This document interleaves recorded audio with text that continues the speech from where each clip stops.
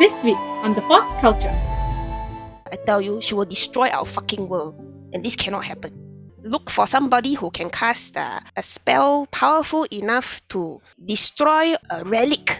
You're proposing that we go into business and I arrange for resources available to the trade consortium and execute a mining expedition on your world? What the fuck? What happened to you? You're offering these creatures with no idea how powerful they are access to our world? If we could create a place that was safe for everyone who wanted to be free from the influence of intern, wouldn't that make us a force for good? Oh no, come on! Snap out of it! Come on! Remember when we were on the boat? Remember we were on the boat and we were singing about the captain's wife? The captain's wife, she's beyond cheap. Hello, and welcome to The Fourth Culture. My name is Raji, and I'll be your dungeon master and host as we wander around the world of Urtu, and actually right now, the wheel that is Sigil, with our band of intrepid explorers. And I'm starting from over here on my right. We have Lisa Yo as Kie, the Halfling Monk. We have the only pink one, that is Sheena Chan as Yrsa, the Goblin Bar-bear-ian. Over here we have DJ Mojo, with the greatest, which is Joe Tan, our wonderful Barra the Bard. And then over there in the blue is the blue one himself, Kaman, the Sea Elf Cleric. It goes without saying, none of this would be possible, especially in fairness, the fact that, we would not have got online tonight without the heroic efforts of Hans and Cheryl. Hans and Cheryl! Thank you so much, folks. And so we stream every Monday and Thursday evening at, I can't lie, it's not 7 p.m, it's 7-ish at the best. And right now it's probably 7:23, but it's 7-ish, it's evening, Singapore time. And that's about 7 a.m. if you are on the east coast of the US, and points in between or beyond, you can do the math. We do Dungeons and Dragons on Monday evenings, which is now, and we do Vampire Singapore by night on Thursdays. Except without this one. Yeah. I will join soon. He will join soon. Yay! I'm so excited. Peer pressure. I'm Also, so I know how to shape genuinely my excited. teeth and, That's too wonderful. do different makeup. Okay. We have and then occasionally I will do random other stuff and call it game theory and various other bits of nonsense. And so none of that at all, in all honesty, would be possible without the help of our friends at A Better Consultancy. You need to do work in Asia. You don't know who to talk to. You need to scale. You need to expand your business in a legal manner. Who you gonna call? A better consultant. Oh, sorry.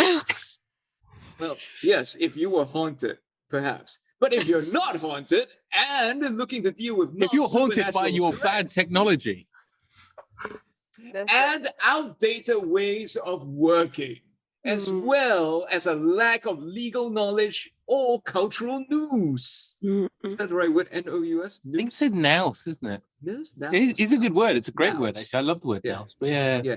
If you don't have enough nows, who does? Well, now's the time to get in touch with A Better Consultancy at www.abetterconsultancy.co. Call them nows.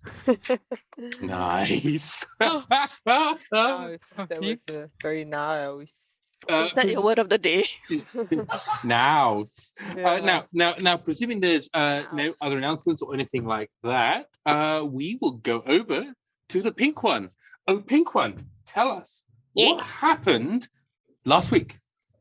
Previously on The Fourth Culture, Malena, the princess that we are looking for, confronted the party wearing 2 pieces of the diadem tucked inside her head. She threatened us. She will kill Afina unless we give her the diadem. And we were like, we decided, okay, we will negotiate. We try first. We talk nice, we go back to Urtu together lah. Then we give you there. And then she was like, no, give me now or I kill her. And then we tried again, no? Go back together lah, can lah. Don't want. Give me now or I kill her. Then we were like, this is not negotiation. So he lost it, all these episodes, Kie very nice, very gentle one, well, except for when she's fighting. Then she was like, okay, this is it. So she rushed over and zam the princess, who surprisingly didn't die. And surprisingly didn't seem to get hurt either. But anyway, we fought with Malena. We fought hard. But everything we did to her, she just laughed it off. And in fact, when we cut her, she did not bleed. Shakespeare was wrong. In fact, what happened was that she started to heal up. And what healed up was not skin, it was jade. Dun, dun, dun. What kind of monster has she become? Quite scary. So at one point, she threw back her head and screamed very loud. And then we auto a lot of damage. Even me. I was shook. Very shook, man. Quite scary. So anyway, after that, I don't know why, she kind of just disappeared. And we were left there wondering what the fuck do we do now? So of course, like all normal people, oh wait, no. We were stunned after the screaming. Then she stole my bag, thinking that it was the one with the diadem inside. But actually, it's all our other things, like, our money. How can this be allowed? But yeah, anyway, after that, she ran away.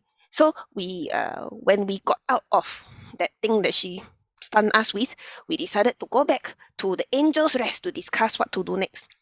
Then we debated and decided, since no matter what, we need a fin tooth to go back to Urtu, maybe we should go and talk to this Samuel Davis Sr. and see whether we can negotiate with him. Hopefully, he's a bit more reasonable. Barra tried to scry on Afina and then found himself looking not at Afina, but at a piece of paper saying the diadem for your friend. Well, how can this be allowed, right? Anyway, Kie then heard a voice in her head saying, hand over the diadem. I'm tired of the hunt. I don't really mean y'all any harm. Tomorrow, we all meet at this bar in called Flagrant Fortress in the Shattered Temple District in the afternoon. And we are supposed to just hand over the parcel of the diadem over to a bartender named Arthur. Yes. So after that, Barra messaged this Samuel Davis Sr., who appeared in our room looking very different. In fact, not looking like a devil at all, or demon. I can't remember which one is which. Yes. So we signed a non-disclosure agreement with him, and then we spoke to him a little bit and found out things like he was stuck in Sigil because he basically didn't want to work for Asmodeus anymore, and this is a place where he is safe from this Asmodeus. So he doesn't really want to come to Urtu because A, it's a backwater, according to a lot of people, and B, he doesn't know if Asmodeus is there or not, even though we have never heard of this person before in our life, right? We tried talking to Koshi, but we learned something very important, which is that Koshi senses that the princess is now a deathless, but not really a deathless. In fact, it's basically when he cast the spell to make himself into the sword, he was a bit general with the filters, never think more specifically. So basically, people who cannot die become deathless, even if they're not really deathless. So like demigods, like Kie's good friend, that one, the Riyaka, also considered deathless, even though he's technically a demigod.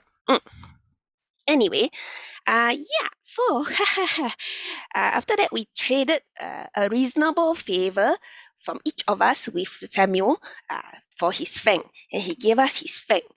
And with the business concluded, we decided, or rather he and I decided maybe it's time for a bit of fun. So we went on a date. And that's where we left off. Yay! Yeah.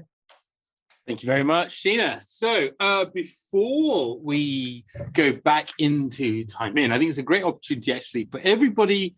Well, we'll do two things. The first is Sheena will talk about how her date went with Samuel Davis Sr. And at the end of that, she'll lead us in talking a little bit about what happens as she levels up to level 11. And I think everybody else levels up to level 11 as well. So we're going to do this as we go forward. Just a little bit of a short kind of like, hey, everybody, it's a new level. Here's the choices I made.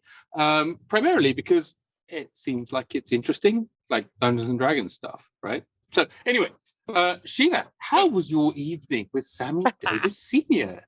So, I write in my little diary, dear diary, it has been too long since I had a good going out with somebody else. No. All this time, running here and running there, all this fighting and the adventuring.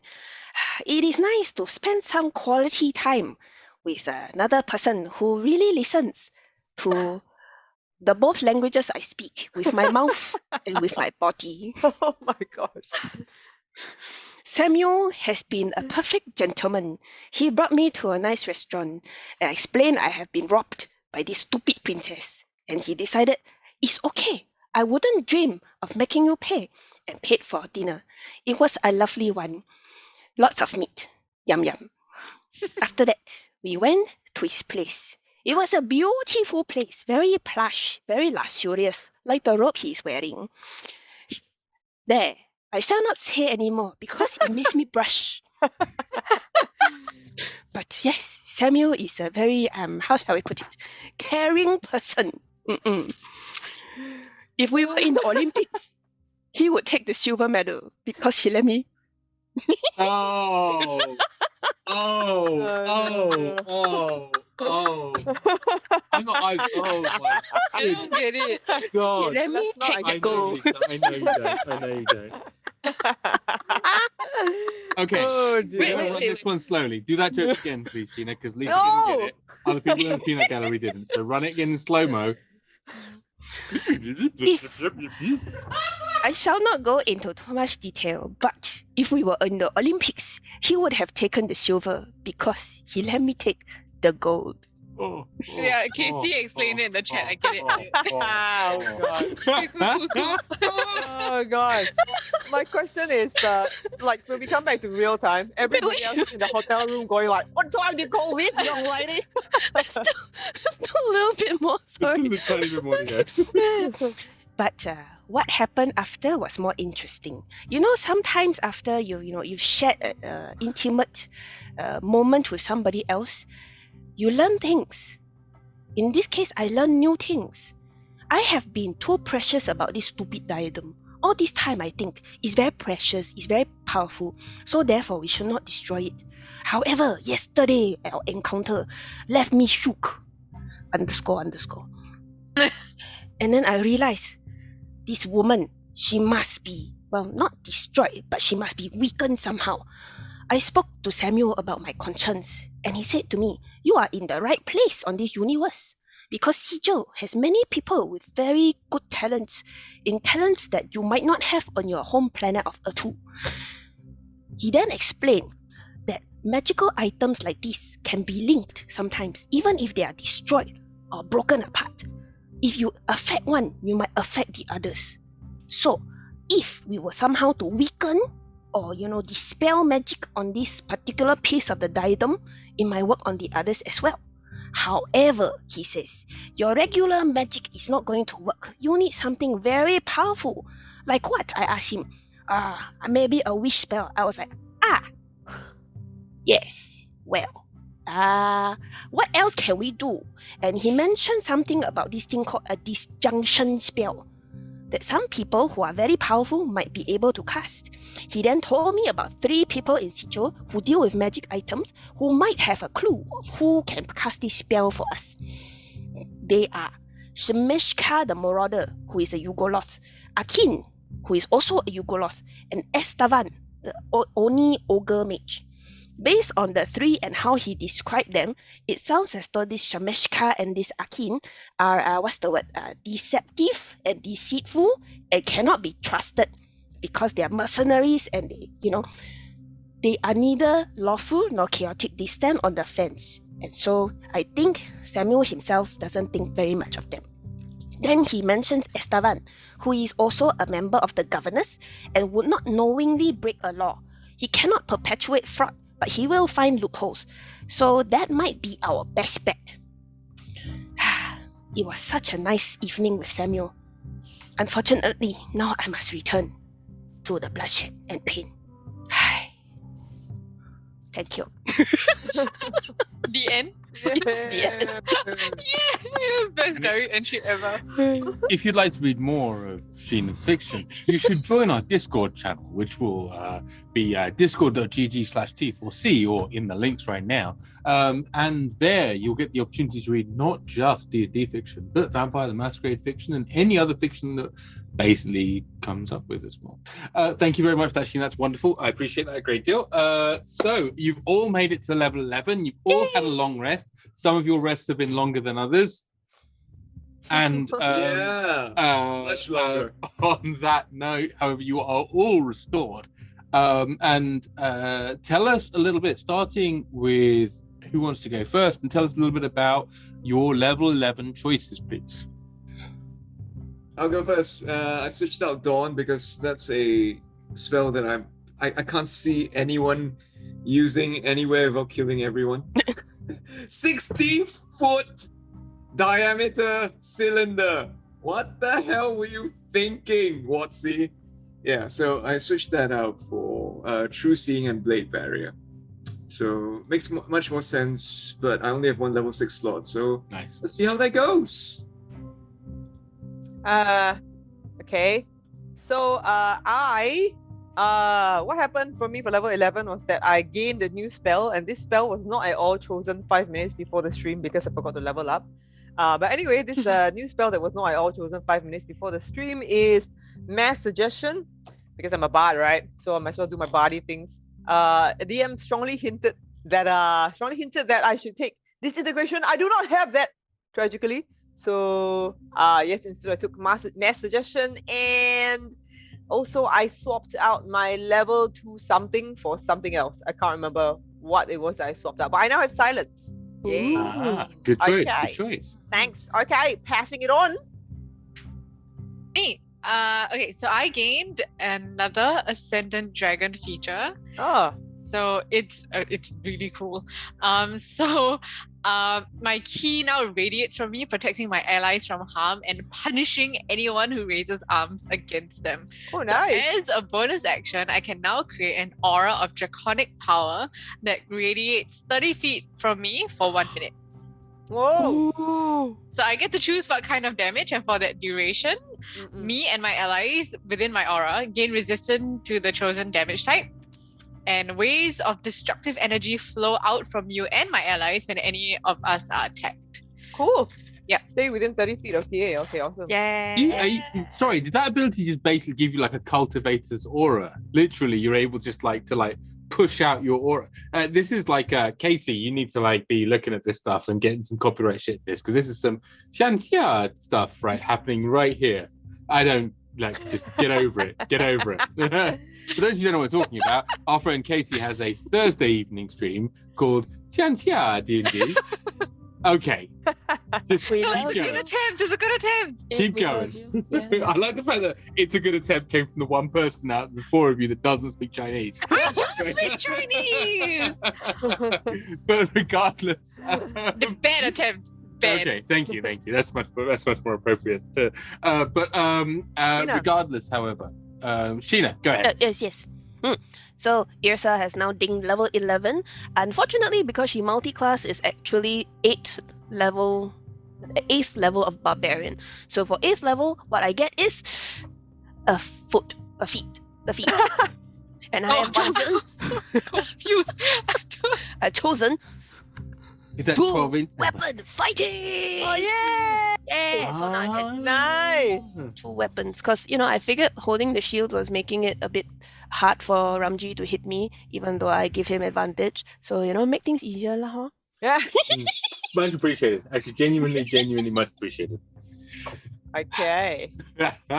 Wonderful. Well, thank you very much, folks. And now at your level 11 selves, the 3 of you, that is Kie, Barra, and Kaman, are you sort of have a peaceful night's sleep, actually, as peaceful as you can be given the circumstances, at least, and are find yourselves waking up to the sound of a The door opening. Yes, indeed.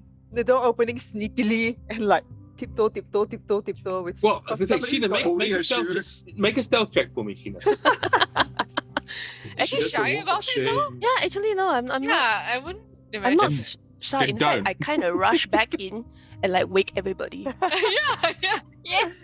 go for it. It's like slumber party. 73 meeting now.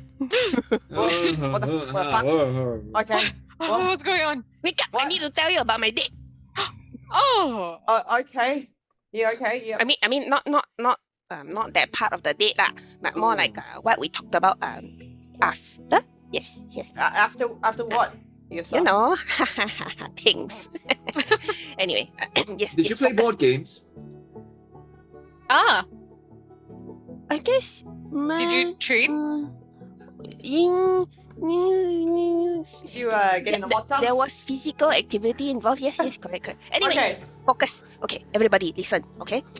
Samuel told me something that I never struck my mind before because you know why? He's a very smart man, and smart men, you must listen to them, okay? So this is the thing. I have been too precious about the stupid item. All this time, it's too precious, you know. I think powerful item cannot destroy all that shit. But you all saw what she did. She destroyed half the market. She hurt all of us so bad. I think people died out there, you know. Then that's with 2 pieces, not all 3. So if we give her the third, I tell you, she will destroy our fucking world. And this cannot happen. We must stop her. And then Samuel said this very important thing. This kind of magic item, they are linked. That's how they can find one another. But the linking also means if we affect one, we might be able to affect the others. Okay. Yeah. Okay. So he says, Ah. here on Sigil, there are some people who can cast very powerful magics. You know, this thing called disjunction. Yeah. I don't know why it's disjunction, not that junction. But then he gave us 3 names that we can go and look at, and then they might be able to help us to find somebody to cast this spell. Okay. Yeah, let's go. We're only supposed to be at the tavern at what was it, like 1 p.m? So we've got time. Yeah. Oh, she just said afternoon, ma. Afternoon. Yeah. We got to go now. No, it's still very early. Yeah, but like, we gotta be there in the afternoon. So we gotta find the people that can cast disjunction on this piece of doidom. Yes, we do. And I'm thinking that, you know what? She gave us this time, right? But it's not that important. We are not going to play by her time anymore. We are going to call her bluff.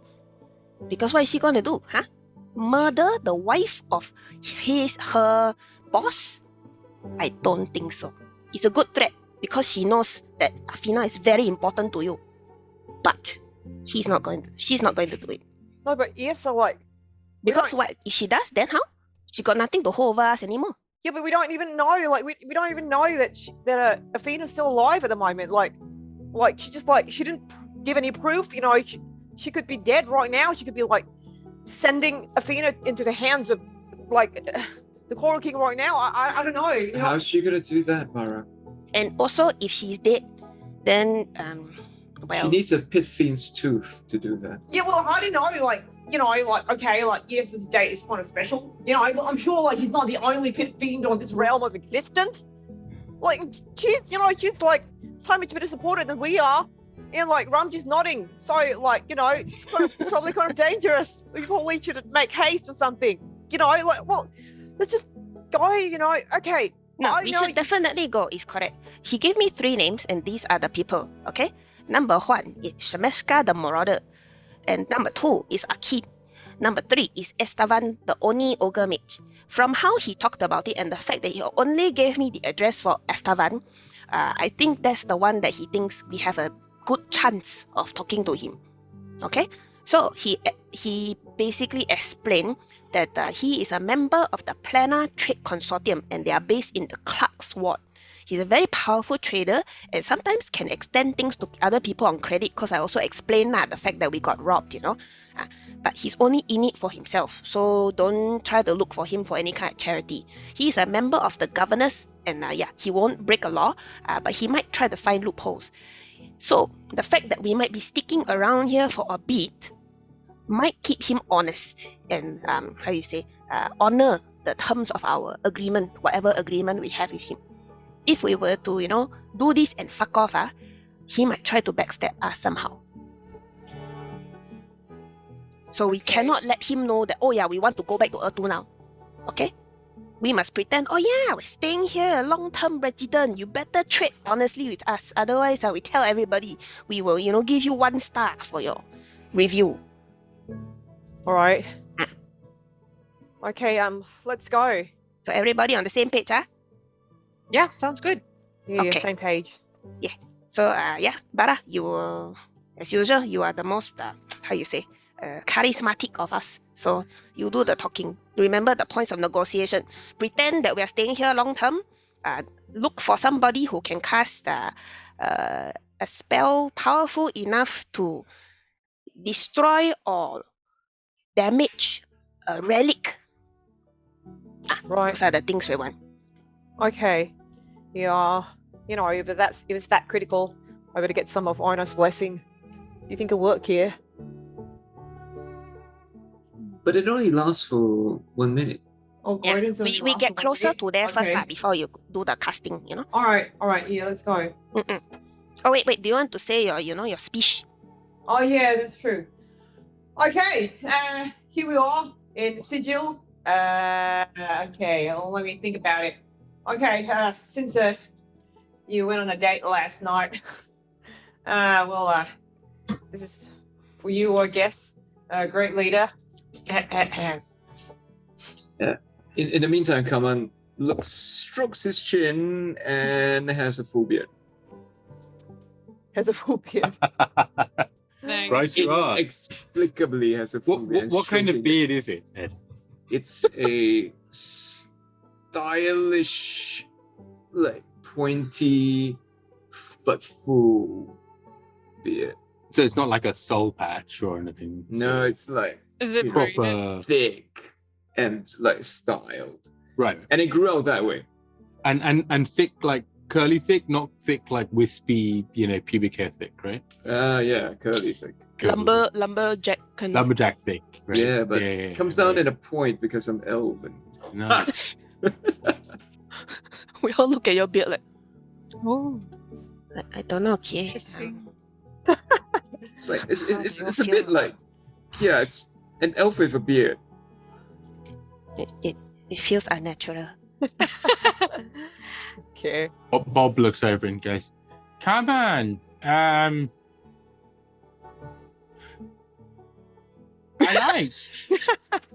I like it. You've got feathers on your face. It's an improvement." Well, actually, Bob, I don't know what this is. I'm not supposed to. Yeah. I mean, So, yeah, how am I supposed to know? Who am I going to ask? yeah. I don't have anyone to ask either. I mean, how many other? Ma'am, Yrsa, Yes. Kaman doesn't know why he's got stuff on his face. I don't know why he's got stuff on his face. So we're asking you. You've got to tell the truth because it's the rules. It's because of the belt. Mhm. The magical belt he's wearing. It's because of the magical belt you're wearing. You owe me a favor. Wait, what? I told him something. He owes me a favor. Bob, That's you, not I how read it it in the book. works. Yeah, yeah, totally. Bob, you can't Look, give. Okay, guys, look. Okay, we gotta go. Look, here's the inspirational speech in honor of our great leader who went on her first date in a long time. In fact, it's the first time since we've known her. So here we go. Dun, dun, dun, dun. He was a pit fiend, charged per hour for his time. Ding, ding, ding, He was a ding. pit fiend, but when he takes illusion, he's pretty fine. He was a pit fiend. On human souls he dines, but she's a goblin. So he showed her a good time. And I sing this over and over again for 10 minutes, and you all are inspired. Yay! How much are we inspired by? Inspired to the tune of 15 temp HP. You're 16. inspired the tune of Madonna's like a virgin. That's 16. amazing. Thank you so much, Joe. That was awesome. 16. Wow. Welcome. 16 temp HP. Everybody, yes.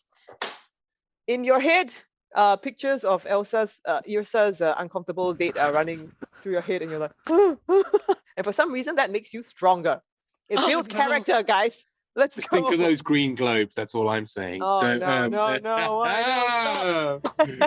I made it through. Anyway, right. Okay, wonderful. So you're up and you are raring to go. It is the morning. You've had your breakfast. You've got together. You've done your team huddle. You had a bit of a chat.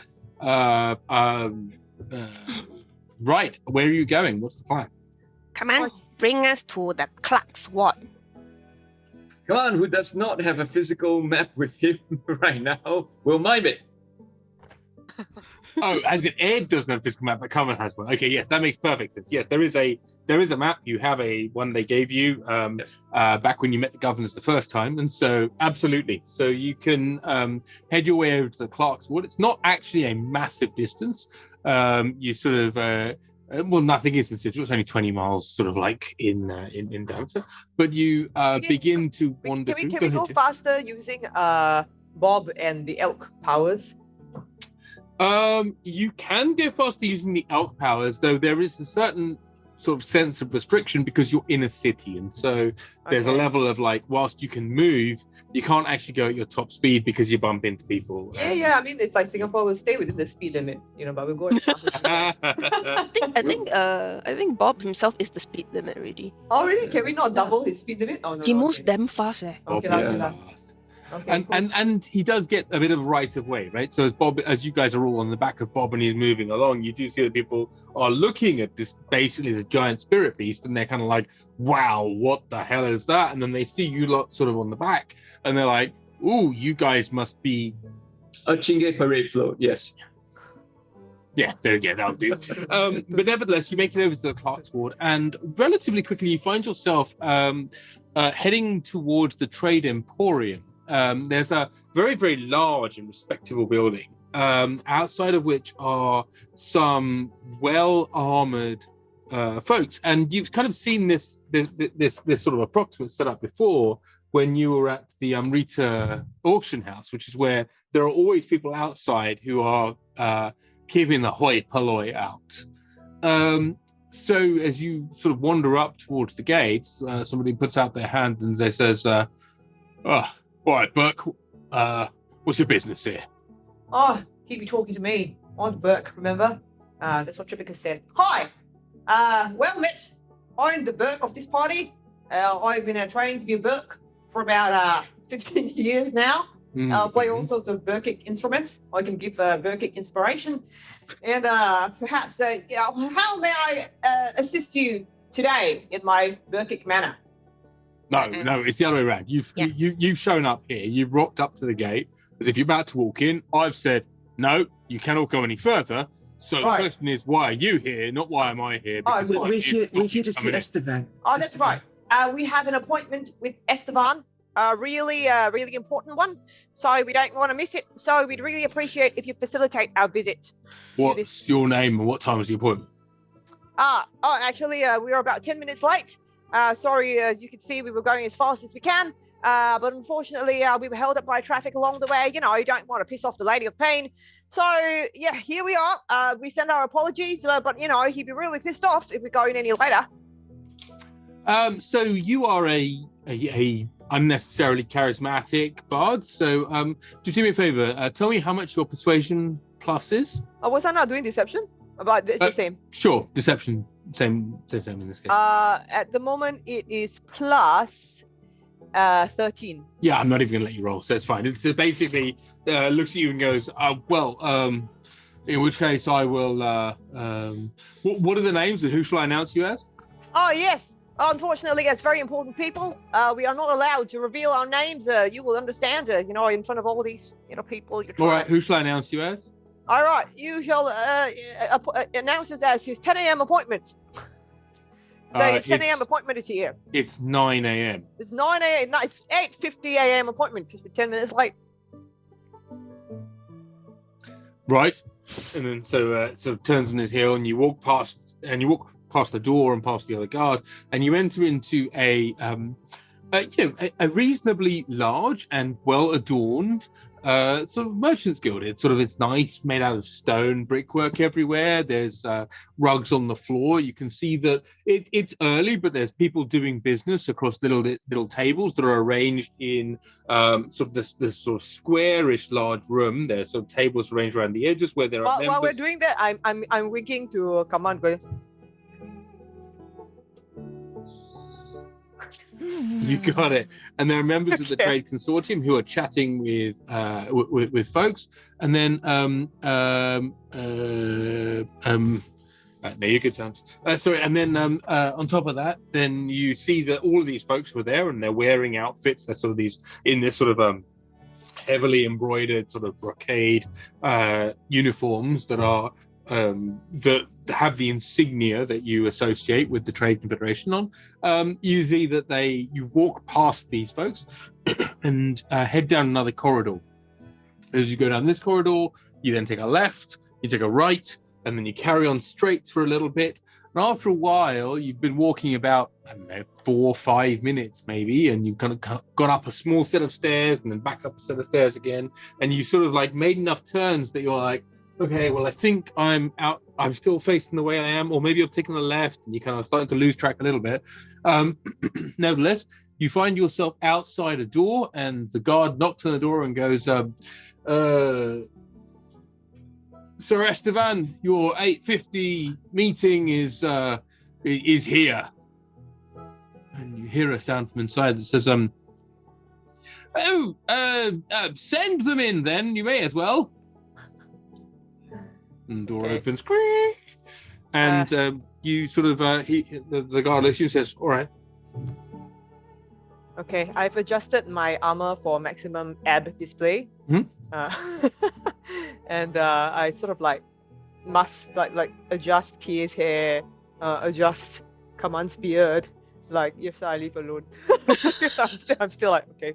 Like, she snagged a pit fiend, she knows what she's doing. Then we head inside. Confidence. Yes. Yeah.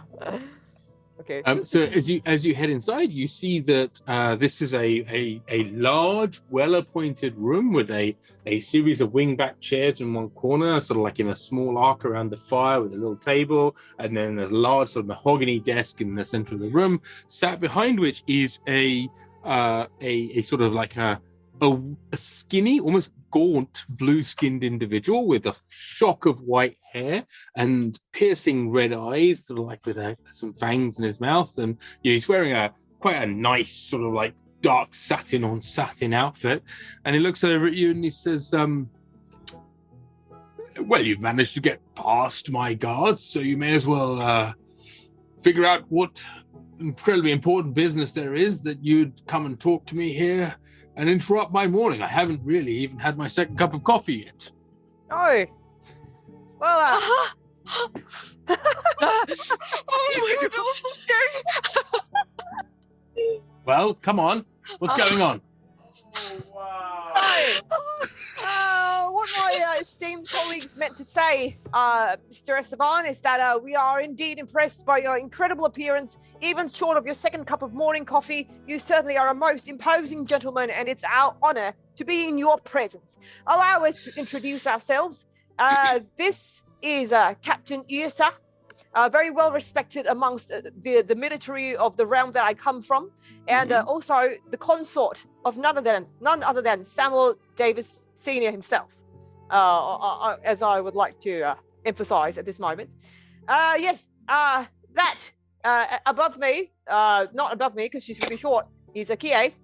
She is actually a warrior, heiress to a legendary weapon which she's holding in her hand, and which has allowed her to conquer many incredible monsters and creatures. And on my right, this is a blue elf who is very rare and has somehow managed to grow a beard. And from that alone, you can tell that he is not of common elf stock. As for myself, good sir, I am someone who is in a position, perhaps, to make you a very unique offer that might be able to enrich you in your business if you'll only hear us out. Well, I mean, here at the Trade Consortium, we're all about trade. Ha ha! So, tell me, well, what have you got to trade?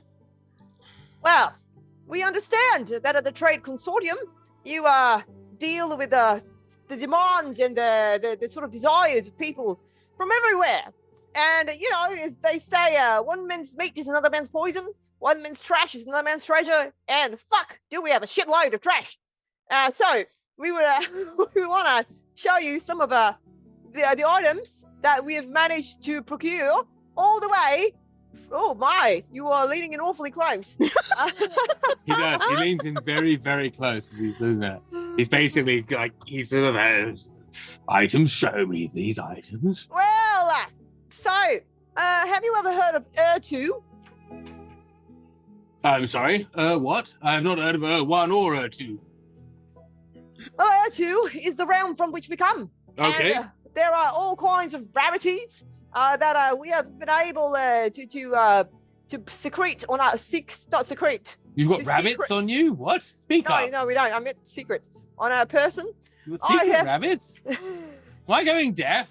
No, Okay, no. okay. Sorry to step in like this. Yeah. So, yes. Hello, sir. Oh, Yeah, we are. are you the rabbit person? No rabbits.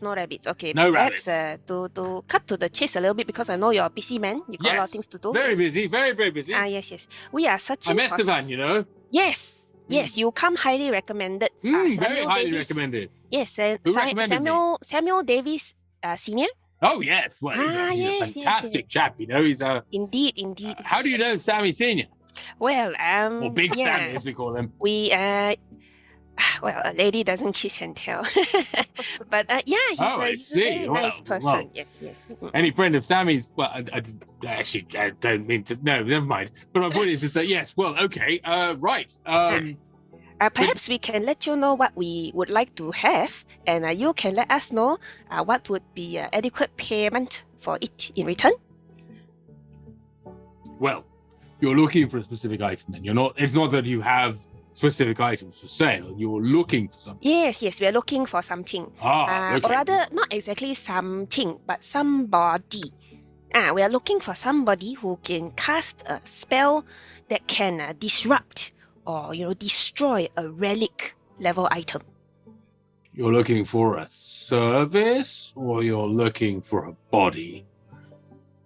We are looking for a Oh, the service. service, yeah, correct. Okay, understood. So you're looking for somebody that can do a dispel for you. I see. A very that shouldn't be strong too one. hard.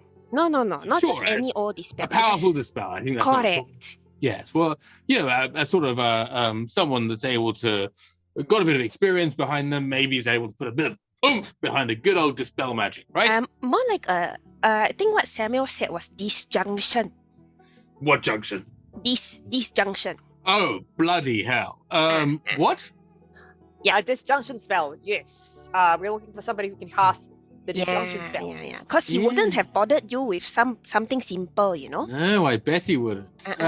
Right. Well, he sent you to me directly, did he? Yes, well, Well, I'll he have to said thank that- him for that. Yes. Okay. Good. Well, right. I can't read your face right now. Well, yeah, it looks like that. But no, he is looking at the point that you went from dispel magic to disjunction, right? He went from that's fine to fuck. Okay, he goes, obviously we at the Trade Consortium can do anything, find anything, sell anything, but it all comes at a price, and a disjunction is it might be a bit overkill. What exactly is it you're trying to disjunct? Well, it's a relic level item. It's very powerful, very old magic, and a regular dispel magic is not going to cut it. Yeah, that's what Samuel told me. He believes in you, Esteban. As do we, you Mm. fine gentlemen. So, what precisely would you like me to do? I can attempt to find you a scroll of this, but it won't come cheap, Yeah, so that's the problem. If I understand correctly, this spell is not exactly something that anybody can cast. So perhaps if you can put us in touch with somebody who can do it or can teach my friends how to do it.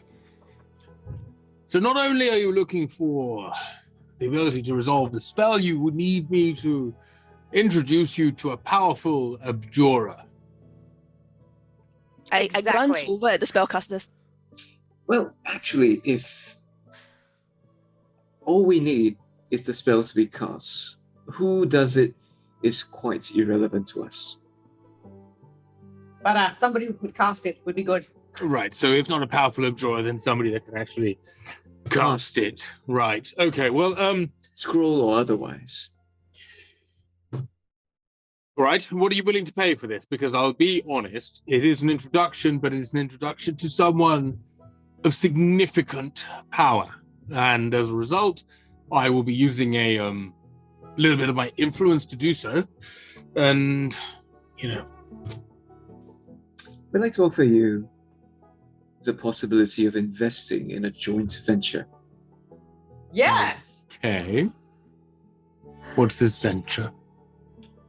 Kaman reaches into his pocket and takes out a small shard of intan and places it on the table. It would involve trading in this particular commodity. Interesting. And sort of, do you mind if I reaches out a hand to Of course. pick it up? And he says,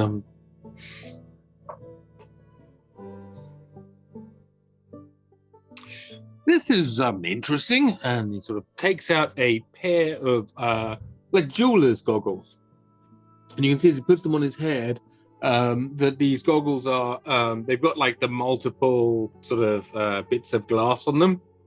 And as he dials them in, you see little sort of magical auras just appear from it as he sort of stares at the intern and he goes, do you know what this is? Yes, we're very well aware that out of all the places that Sigil has doors to, ours is the one place that has this in reasonable quantities. Yeah, and we know where to get more. Who have you told about this? Who are you talking to about this? Because obviously if we're signing some sort of agreement or going into some sort of partnership, I want to know who I'm in with or involved with. If we're talking about business, then you are the first and only person we're negotiating with. The only other person who's a local here that has decent knowledge about this is unfortunately, what my esteemed colleague is offering you, it is time sensitive because we understand there's somebody else from our realm who's sort of like roaming about and telling people all kinds of shit, and she's not a nice person. So obviously, we want to give you tips on the deal, but it's time sensitive,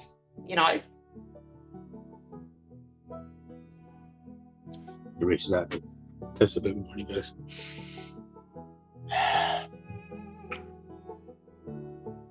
this isn't very much. How difficult is it to get this amount of stuff where you're from? Like, is this just a small sampler, or is this a day's work or a month's haul? Tiny sampler. Tiny. We believe that for a day's work, for a group of people who are motivated sufficiently, they would be able to, I take out about 50 grams of intan and put it on the table, get at least this amount. That is interesting.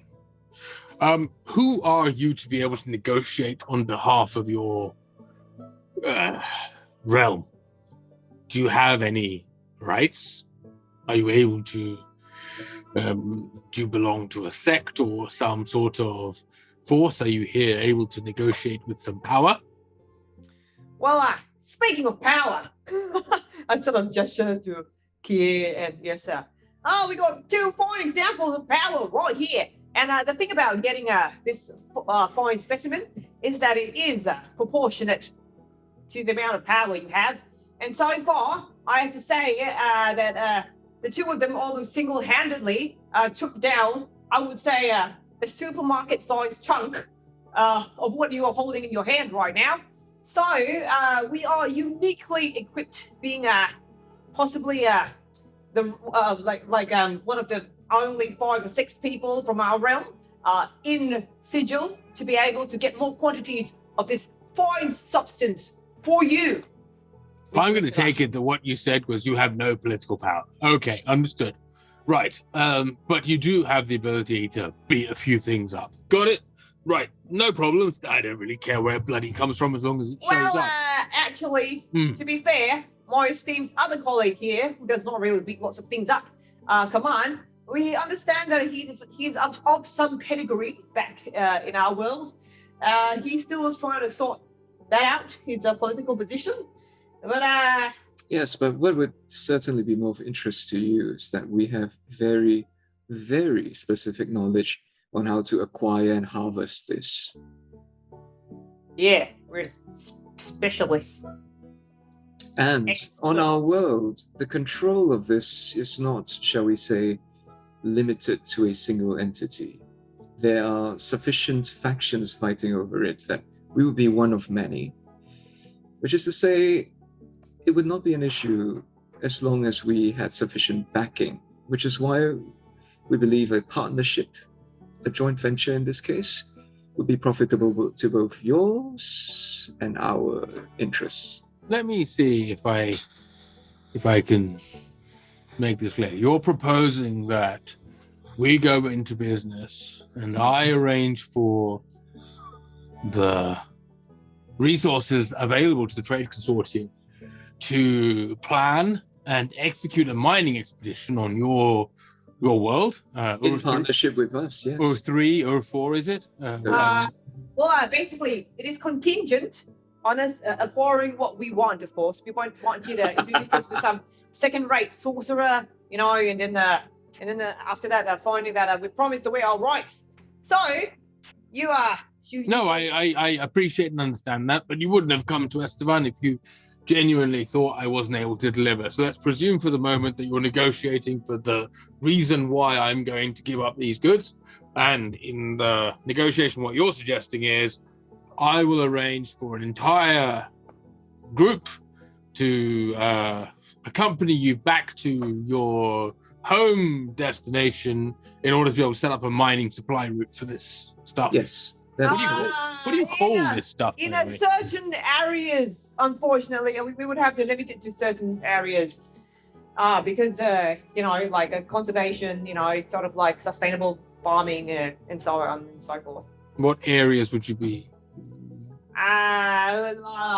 We will designate it for you. We're very familiar with the areas which are particularly. Well, how rich about you in this designate the resource. areas you won't be, and then it opens up the prospecting to the larger scale of optionality and potential, rather than. And I understand you will need to protect whatever particular nation or family or whatever else it is, but I don't want to shortchange myself on a deal, especially one that might be completely bunkum, you know.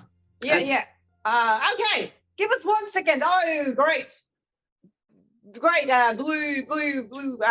Yes, so guy, I'll fine. arrange for some tea, and he sort of. Yeah, we just have to confer amongst ourselves as to the specifics of this deal.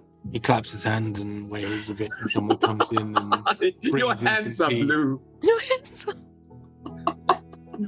Can you raise your hands again, Ramji? This is,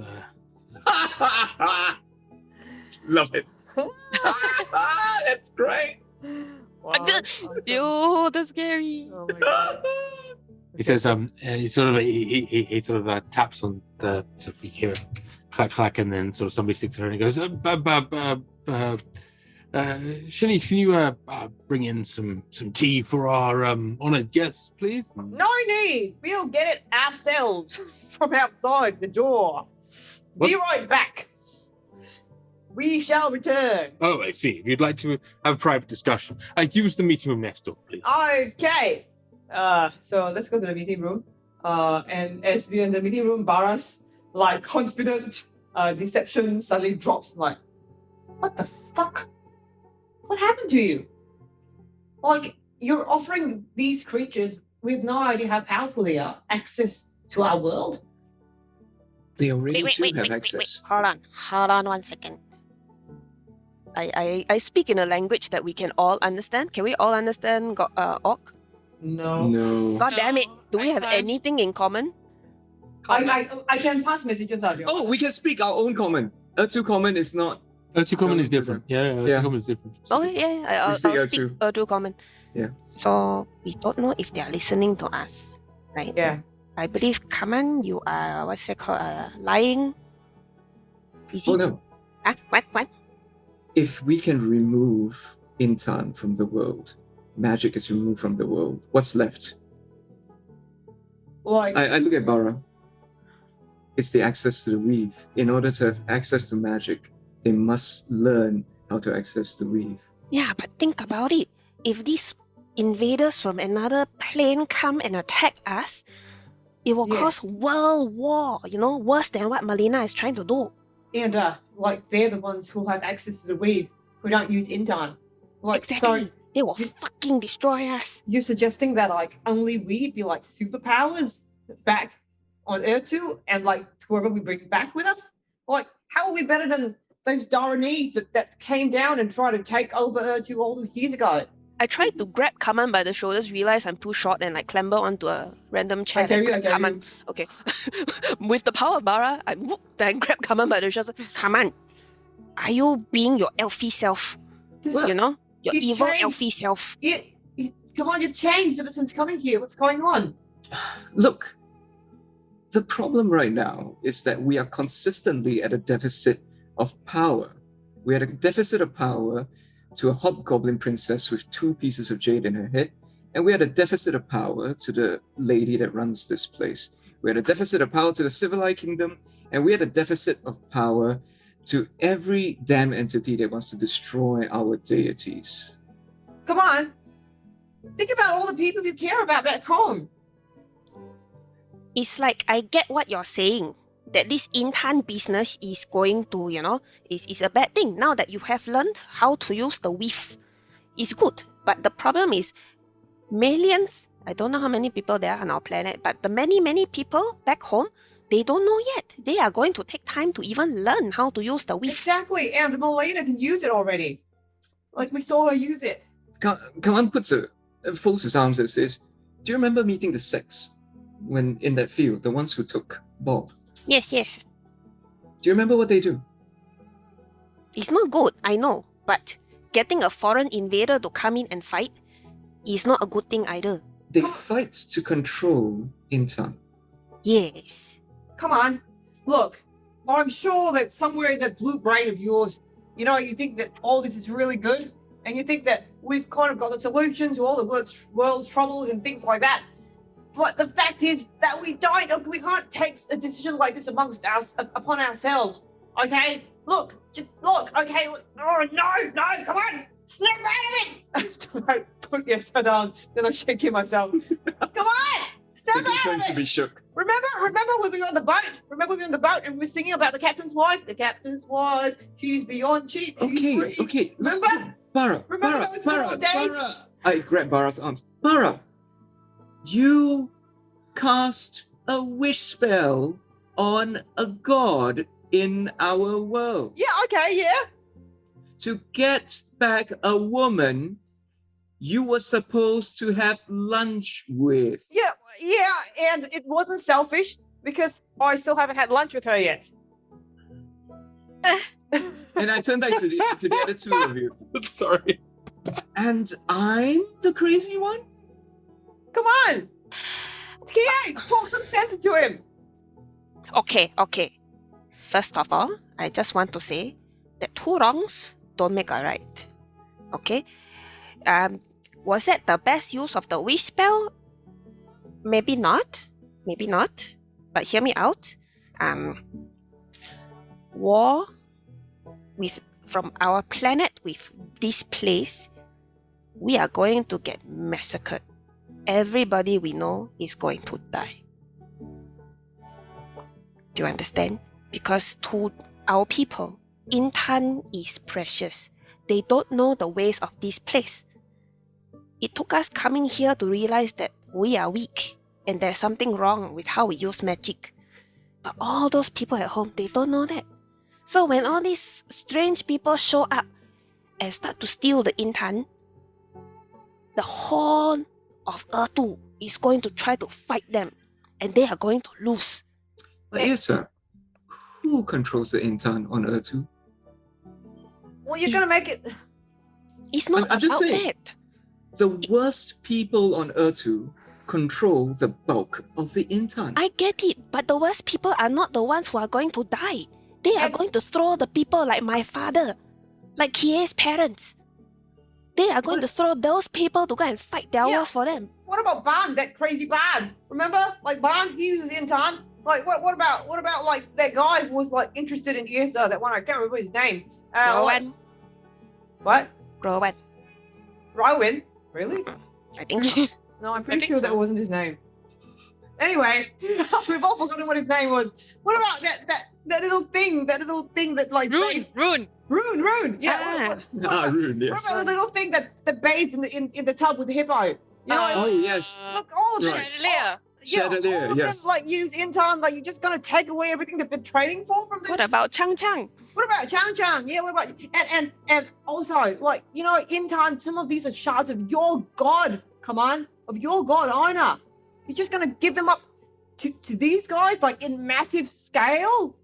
I mean, you killed Ern just so that you could go on breakfast again. No, I didn't kill Ern. Look, I wanted to go help Ern, but we thought the best solution was to get away and that would save him. Did Oh, you? no. You didn't ask anyone but me. Didn't ask me. What? Just decided. Okay. So So here's Kaman my- does something stupid and decides. I mean, that's just another one. That's Right. fine. Okay, fine. Look, I was wrong, okay? I never should have brought Athena back. I should have just let her just be part of some, just like be some like the eighth tit of some like sea dragon under the water. I don't know. Look, but I was wrong. We're not going to make it worse for everybody that we care about. Come on, I raises mean, everyone I care about's in this room anyway, apart from No, Garfield. Uncle, And you he's see probably it? dead by now. Okay, No. okay. Come on. What do you want to say? Look, we clearly have had enough of being jerked around by political powers bigger than ourselves.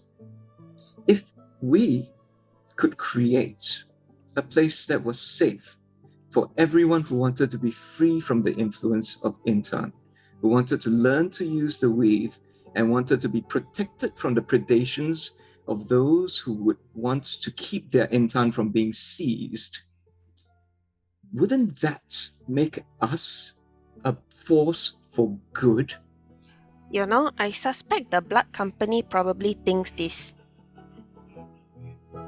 You know, when they reach new places and then they force them to trade with them. And then when people don't want to trade with them, then they, you know, just kill them. Okay. The difference, Yrsa, is that we are good people. Oh, It God. doesn't matter what your intentions Everyone are. believes that they're good. Exactly. Kie, speak more. I'm Oh, just. some sense. I What- pick up Kie. What She's face to happened that face with made him. you think this way? We've never sought power. We've always tried to serve people and protect the innocent. But your plan now risks the lives of pretty much almost everyone who deals with intern, which is pretty much everyone in Urtu. Since I'm picking up Kie, whenever she makes a point, I shake her butt. Well, Why are you so willing to take the risk now? What changed? because if we don't take the risk, the most likely option is that Athena dies. She takes the last piece of the diadem because we're unable to cast a disjunction on it. She returns to Urtu and carves a river of blood spanning the entire planet. So, So your it's- alternative, sorry. It's us. The alternative I'm offering is us instead of Malena. Hey, look. We don't have to offer him shit. It was a very good excuse. It was a very good piece of I negotiation. put Kie down and pick up yourself. But we don't have to go through with it. He doesn't have to get anywhere near Urtu. You understand? He just needs to think that he is. No, you can't lie. No. In this we can. This is operation. What? Okay, look. Okay. Maybe Okay. what we can offer is that we go and we find like we give him like a fixed amount of intern, which we bring back ourselves. Okay, and we can promise him that. Yes. We're not like unleashing his people on our planet. Yes. Are you okay with that? It is a Come on. powerful spell, but it's not that powerful. Come on. I mean, like, you know, if that's what you want to do back home, you want to slowly like steal intern and tuck it away like in your pants or something like that. Like, we can't stop you. Okay, but we're not like bringing creatures that we don't understand onto our planet to do that. No, Barra, what I want is to destroy the King of Coral. What I want is to destroy the civilized kingdom. What I want is peace. Okay, but like I believe in democracy, and right now it's 3-1. Okay, or you're gonna do this the hard way, like your peace at the expense of like what, Why not smashing get us a all in the vote? faces. Yes, of course you get a vote, Bob. Did you get a vote? Okay, Bob. Okay, do you want Command to let people that we have never met before onto to like hurt people like Nefarious, hurt people like Sonali? I remember her name. Sonali hurt all those noise people that we met. Hurt people like Chan. Like, do you want that? No, right? Who's Chang Chang? Oh, Also, your girlfriend and the other one don't care about them. Yafir obviously care about a great deal, don't want Yafir hurt. But, I mean, I don't understand. Like, it sounds like... How do you know that these people are worse than the other ones? Like, it sounds like you people work for bad people anyway. We work for bad people. Like, yeah. I mean, don't get me wrong, I don't know. I'm a baby, kind of. Not really. I'm growing up quick. It's confusing. There's a lot of stuff in my head. But, like, I've been thinking about things. I've been having dreams. I've been having thoughts. And, like, we've been talking a lot recently. You've and been a lot having of... drinks? Dreams. Oh, dreams. Okay. No, I mean, occasional one. But no, dreams. Things like at night where you sleep and people talk to you and stuff. And, like, you make decisions based on, loyalty to people who've sent you to somewhere in order to be able to kidnap somebody that is because it's in their interests. Like, you wouldn't have met me if it doesn't make sense. Why are you so loyal to one group when there's another group that are like doing a different thing, but they're also doing it through the same way? They're killing people and they're choosing to do things, and I don't understand. Why is it any different? Well, What makes you right? Nothing, lady. Nothing. We are just trying to survive and we're trying to go home. We take orders from those people because we live there. But That's if we where were we stronger, come we from. wouldn't take orders, right? No, we would. Why? Look. Okay, Because Bobby. those people... Bobby, look. You could like smash our heads open like anytime you wanted. Oh, I couldn't. Yeah, you could. You're a Have big, you strong seen boy. Kie? Okay, She's you couldn't- terrifying. You couldn't eat I could Kie. smash Kaman's head open. You could smash Kaman's head open and probably mine as well. Okay, but you're not doing it. Okay, because the fact is that we trust that there are people who know what they're doing. They We go trust- my family. Yeah, okay, we've got family back home too. I've got 2 freaking brothers that I fucking hate, and a mother who thinks I'm fucking useless. Do you I don't hate wanna- me? No. Then how are they your family more than me? Well, unfortunately, one of them pushed me out of a vagina, so there's that. I don't understand. Well, sorry, like, anyway. Family's Sorry. who you love. What? Family's who you love. It's true, but I'm not that. Okay. Okay, Well, I know there's this is family who you confusing. hate too, So- Okay, the All family. right. Yrsa has family back home that she loves, and Kie's got a mother and a father who's constantly on drugs, but she loves them, and she's got somebody like from like her monastery that might be interested in her or not, and now worships a bread god. But anyway, like, sorry, there's all that. Okay, we Kaman throws up his hands and says, "Fine." So Yrsa, Barra, Kie, we do the spell and then we go back home. That's fine. Come on. I understand where you're coming from. And I honestly, I hate where we come from. It's fucked up. Right? I agree with you on every word of it. The fact that this stupid intern is causing people to fight wars, to make people into slaves and all that shit, that's not good. I want to change it too. But it needs to happen a step at a time. And that might begin with the 2 of you. Teaching our people how to get rid of the intern and just use their own ability. Yeah, people can't be collateral damage. Okay, like people will be collateral damage, and we don't want that. Right, come on. Well, in the meantime, I'll just end with this. The suffering of the people who live in the civilized, who live under the Black Queen's influence, and those in the domain of the Coral King continues. For now.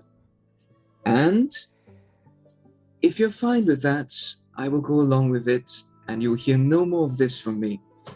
So, it's only fair I take out the rest of my intern. There's 79 grams of this. I put in Yrsa's hands. This is yours, Yrsa, to do as you wish. The two of you conclude this trade, but explain to them that we will give them a fixed amount and no more. This spell is not worth mining rights in our planet. We will give them. They cannot come and take. Barra? It's up to you now. I sort of like look at Kaman like, what the fuck happened to you, bro? Remember the captain's wife? No, Barra, she, remember? we've got to make the world a better place. Not by killing the fucking captain's wife, I don't care. That's all How right. many people? Okay, alright, yeah. Okay, look, okay, let's go and conclude this trade. Yrsa pats Kaman on the arm. Thank you for listening. I understand this goes against what you want to do, but thank you for listening to the group. Yep, and thanks for believing in me. Always. I put on my confident face. Okay, guys. Alright, we're a team. Going to talk as a team. Let's go! I place a hand on you and I cast Enhance Ability. You have advantage on charisma rules from now on. For the next hour. Hello. That's my enhanced salesman ability. Well, hello, Saban. Oh, thanks for letting us have a bit of a chat. Certainly was, like put us in the right frame of mind. And, just to assure you that there's more where that came from, that shiny shard in your hand. The leader of our party, Yrsa, if you'd be so kind, our lovely assistant for today, my lovely assistant, only for the purposes of this meeting. She's not actually my assistant, she's actually the captain.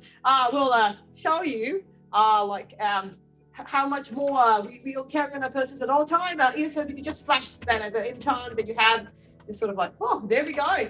And, look, we cannot, unfortunately, allow your people access onto Urtu. You'll understand that unfortunately it is a rather sensitive time. In fact, not to put too fine a point on it, there's quite a lot of conflicts going on, and we would hate to endanger your people, but we are willing to take the risks upon ourselves to bring back a fixed amount, a handsome amount of this substance that you seek. So you will, instead of me putting together a mining expedition, you'll foot the costs and expenses of the mining expedition yourself. We will and be we'll mine the mining a regular expedition. amount and send back through. Yes, that's fine with me. I don't care as long as it's a reasonable amount. And we'll split the proceeds. I'll take the distribution side of it. You'll take the production side of it. So maybe look, 70-30. Does that sound reasonable? Look, for the purposes of this spell, of procuring us this introduction, because you understand, we would like to trade you a service, and you are providing us as well with a one-time service. So we will also be providing you with a one-time service of, I cast my mana illusion. Like I essentially cast the rock amount of rock for any of our viewers. That's not Dwayne Johnson, but the flying bird. Smaller. No, the rock only gave us a hand-sized amount. Then the tournament Actually, amount of intan. Think about cocaine. To be clear, both the tournament and the rock, they gave you divine shard, not intan, right? They gave you stuff that you could immediately sacrifice to your deity. So it's like, it's the difference between, I don't know, cocaine and crack, right? Like it's an order of magnitude more potent and also has issues. Yeah, like he doesn't need to know the fact that cocaine exists, but we can offer him a substantial amount of crack. Okay. So I essentially show like this much like rock egg size, not rock egg. The one palm size. Okay, one palm size, which is how much rice you should eat with every meal. I show him. So as you cast this spell, you see that there's a moment and his eyes change color as he's sort of able to like just be very consciously almost seems to be looking through the illusion and looking through all of you. This is how much we can promise. Okay. And we For what exactly? an introduction to this person who would be able to cast, who is equipped to cast. Not the introduction, the casting of the spell. The casting of the disjunction spell. If you could procure that service happens for us, this is what we'll exchange for you. And we promise you it is a handsome amount. People on our planet, they fought and died. Like thousands of people have fought and died for less. And further Make an amounts. deception roll. Okay. Enhance ability, right? Yes, advantage on all charisma Advantage. rolls. Kaman does add that further amounts, of course, will be split at 35-65. I think that's more fair. Further amounts? No, but we're only giving him a fixed amount. No, I said if we give him further amounts, right? Because were you all amenable to selling more to him in future? Yeah, I'm okay with that. Yeah. Okay, so I'm saying further amounts, something like 35-65. 27. So he looks and he says,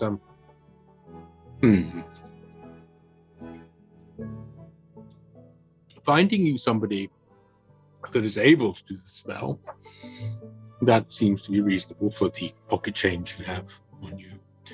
Finding you somebody that is willing to cast the spell and suffer the consequences of such a significant casting, I, with the greatest of respect, don't feel that what you just have on you is an appropriate amount for that. And given that what I am offering you as a deal is actually very much in your favor, as your colleague said, 35% is all I'm going to be charging for handling the distribution and sale, and obviously you'll have to manage the extraction. I don't see... Look, first batch that we find you of this amount, I cast the Minor Illusion again. I'm going to say that you can keep the profits on that. What do you guys? And I sort of look around at the rest of the team. Yes, so this amount for what we have with us is a down payment. I look at Yrsa and look at Barra. Yep. Down payment is this amount.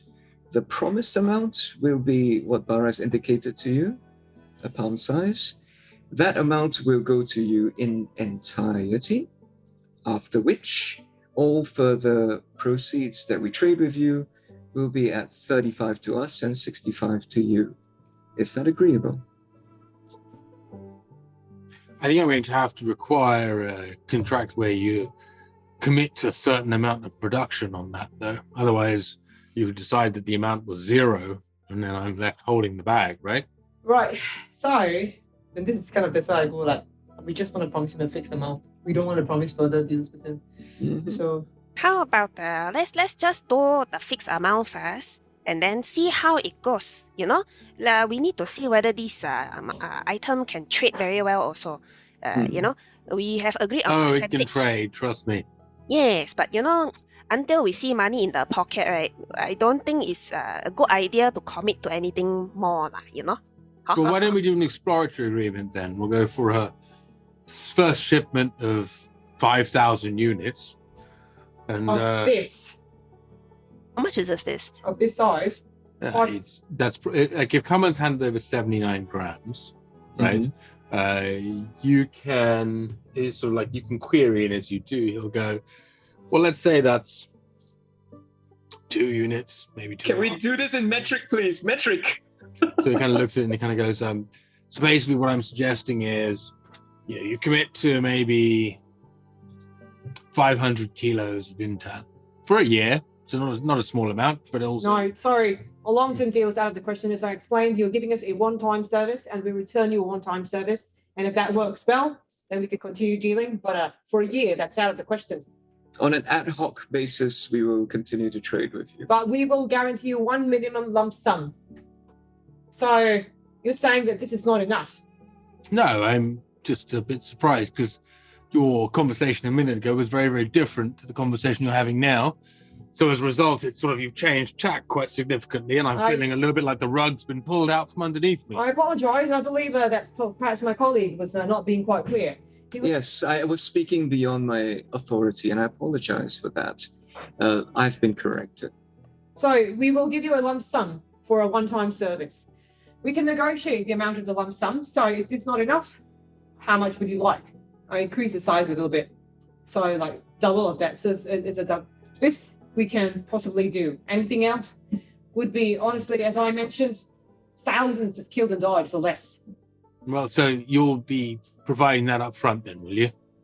We will not be providing it up front, but you can cast a I don't know what kind of Hong Kong geese on me. kind of amateur you take me for, but you've sort of barged in here without an appointment. You've come up with one deal, you've gone into another room, you've had a huddle, you come back, you've changed the terms of the deal, and now you're saying, oh, well, no, we don't even have it on us. We need to go somewhere else, and then maybe we'll be able to deliver this thing for you. By the way, do you mind getting somebody to cast one of the hardest spells it's possible for a wizard to cast, leaving them exhausted for months?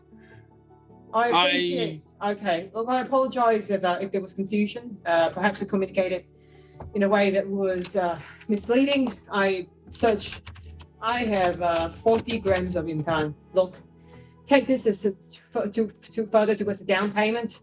And if you would like to cast a gears on me, I promise I'll return with this amount. So once again, I cast like a 2 fists full of impan. Unfortunately, that is what we can confidently promise you. Would you like, is that agreeable to you? And he sort of looks and he says,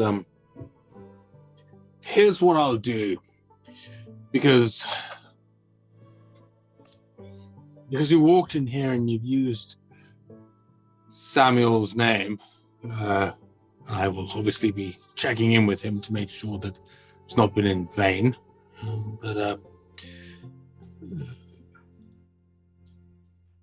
If you give me, how much of that intent have you got, by the way? This is where I'm just speaking. 40 grams. You've got 40, it's got 79. Oh, well, it's 80, including the little shot I gave him at first. So total 120 grams. So it goes, if you give me what you have, and then what I will do is I will both provide a letter of introduction as well as a set of directions to somebody that will or can cast the spell. But I'm not going to be able to promise that they will cast the spell. It's not in the same way. If you can't make long-term promises, neither can I. I look at the rest of the party. Kaman shrugs. That feels like very expensive for just an introduction.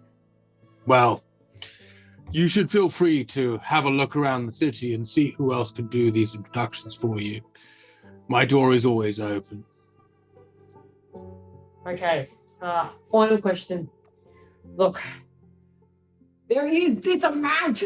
So I sort of like cast minor illusion of the intan going. Look, again, feel free to put me under some sort of obligation to return with this amount. What?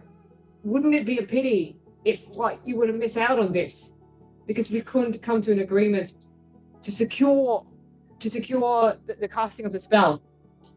Or look, tell us, 5,000 units over the span of a year. That's no way we can do that. If it were a fixed amount. That is a fixed amount. 5,000 units. It's 5 kilograms. It's not a huge amount by comparison to what you have in your hand. I look at the rest of the party. Kaman says, well, if we take down 2/6, they'll probably get us about, just about. But we need to be able to take down 2/6. Look, what about 4,000? Could we meet at that? We could possibly do that without turning up dead and the deal sort of disappearing to thin air at initio because we're all dead. Well, there's no point in you being dead, is there?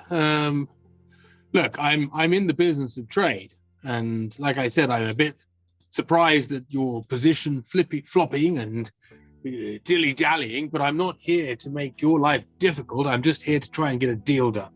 All right. 4,000 for a year, fine. I've got no concerns. If it's the beginning, then we can get that underway. Now, are you going to need a moment to go away and change your minds yet again? I look at the rest of the party. No, Come I on, think it shucks. is acceptable. Acceptable. Right. In which case, Hang pleasure. on. As a gesture of respect, I look at Bob. Bob, you remember the party? Do you think this is acceptable? To save Urtu and my girlfriend that you don't like? Bob just sort of Bob looks at you and kind of goes, let me just thank you very much, and I appreciate you asking. I'll give this the due consideration that this moment is very serious. By the way, hello, Mr. Esteban. Hello, Bob. Yes, yes, hello. Now, I'm a very important member of the party. I'm even what one might call the legal counsel for this party, and so I will consider my advisory opinion. My advisory opinion is that it is okay. You can go ahead, Daddy. Oh, Bob. Okay, well, since our legal counsel has given us his expert advice, I believe that we are permitted to proceed. Well, thank you very much, Senior Counsel. I very much appreciate that. Right, and so basically what happens is that over the course of, I'm going to say it's an hour or so, that you spend with Esteban, and he'll call him a clerk and everything, and you just hammer out terms. Barra's intelligence is more than high enough with the persuasion, but also Esteban is incredibly intelligent and incredibly persuasive as well, because this is his business. So it's more of a like equals hammering the stuff out. But you get you basically get what you consider to be a reasonable deal. Kie is asleep basically, and so is Bob. They're kind of like, in the corner going, and there's points where Esteban occasionally will use as a bit of a snide negotiation position. He'll say, would you like to run this by your council? They seem rather uninterested. But in fairness, the majority of the rest of the time, actually, it's a pretty fair deal, and they sort of work through it. You've had to negotiate hard to get the deal, but to your point, 4 kilograms over the course of 12 months, so in quarters, kilogram per quarter. Right. The other side of it is once that's done, it's accompanied by a gears as part of the contract signing. So he's under it too. It's part of the way the contract's written. Everybody makes an obligation. Everyone signs into it. You swear an oath, and that oath is tied to you as a human, as a person. Right. So it's very, very much a profound oath, if you will, right? It's just the way the business is done when you're dealing with the multiverse, he says. But he also signs up to it. In fact, he signs up to it first. So just to be clear, there's no issues once you've hammered out backwards and forwards. So in all of that stuff, it's unlike the conversation with Sammy Davis Sr., where you had this, like, here is this deal. Do you want to sign up for it? Thanks very much. You owe me a favor. Don't worry about it. This is genuinely a negotiation. You go backwards and forwards, but the terms are reasonably fair. There's a couple of sneaky things in there, but Barra, you find them out, and there's, it all kind of works out reasonably well. At the end of which, he says to you, he goes, well, that's very good. And now that we are at least in contract together, I am happy to send you this letter of introduction to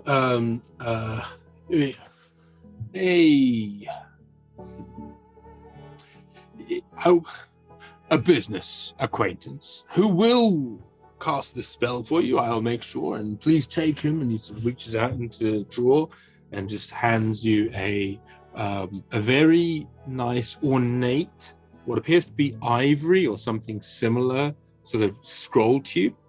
And, it says, you may present this, please do not attempt to investigate it. It's not for you. It's for the caster of this spell, whose name is Vishwanathan. Vishwanathan. Vishwanathan. Vishwanathan. Is a, well, you'll see when you meet him. He's a peculiar fellow, but nevertheless one of the few, I would say, in Sigil who will have a ability to cast this spell and not suffer deleterious consequence. This scroll here is worth a lot, and probably worth even more to Vishwanathan, but I'm handing it to you as part of our agreement, in all honesty, so please don't lose it, otherwise you're going to have to stump up the value of it to his august personage himself. Be very careful. Vishwanathan is not somebody to meddle with. He will not take kindly to your changing of words halfway through a conversation. He's not a tradesman. He is An individual of great power? subtle and quick to anger. Yeah. I see. Okay. Voila! Turning on my salesman face. Well, it's been a real pleasure. Mr. Esteban, and we'll be seeing you again soon because we've got no choice. We're signed the guests. I'm going to take What the is scroll that, and partner? put it in the spatial ring. You have it. No worries. You've attuned to the spatial ring now, have you? Yeah. Cool. Also, I want to ask if he's got a portal. Just to ask, but he's got a portal, one of those portal ring things that leads to Vishwanathan's place. It's okay if not. Just No, Vishwanathan lives in Sigil. I mean, there's no need to. You don't beat around the bush around here. It's just 5 or 6 blocks up. I'll have my one of the novices run you up there. It's not going to be too far. Well, not too difficult at all. In fact, part of the Okay. service, partner. Thank you, partner. Aw. And just as a gesture of respect, I'm like, go on then, legal counsel. Give it a bit of a handshake with your little claws. A very Okay. big. Oh, Bobby. Bob sticks his big paw across and goes, thank you very much. That's been a most productive negotiation. And I look forward to seeing you in court, Counselor. No, not in court. Not in court. He's joking. He's he makes jokes like this all the time. It's an Urtu joke. Yes. The humor is it's very, very. Yes, very good. See you in court, Counselor. Don't piss on my leg and tell me it's raining. That's what I say. Bob goes, yes, pissing legs, rain. I love it. And walks out. As I exit, I confirm with Yrsa. So, Yrsa, should I keep the diadem or should you? No, you hang on to it first. Really? Okay. Well, we are going to go see this Vishwanathan person now, right? Okay. Who hangs on to the scroll then? I have it. Okay. Okay. So you'd rather hang on to the diadem? Okay. Like, come on, look. You're not gonna get to cahoots with Malena or anything like that, are you? No, that would be stupid. Look, come on, we're all on the same team, right? Yeah, we are. Okay, you're not gonna make any decisions without us saying okay, right? No, otherwise I would have forced the issue. Okay. Mhm. Come I on, just, Mhm. yeah, I just want you all to know that, I trust that the three of you know what you're doing, and that I'm a member of this team, so I'll go with what the team decides.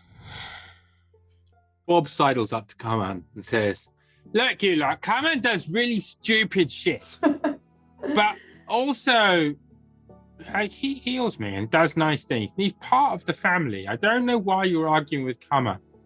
We're not arguing with Kaman per You se. seem to be. We have different, what's the word? Ideas on how things should work out. Okay. But I think right now we are on the same path, right? Yeah. And, We all want a better world.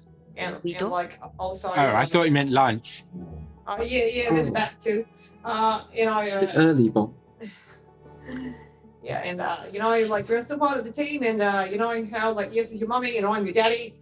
Well, in the same way, like she actually is sort of like the mummy, and I'm sort of like the daddy of this team, so I kind of have to take the orders. So, all right, let's go. Like, I'll explain the terms to you, but okay. Okay. As we're walking, I saw the explain military rank to I him. look around for the person who's supposed to guide us.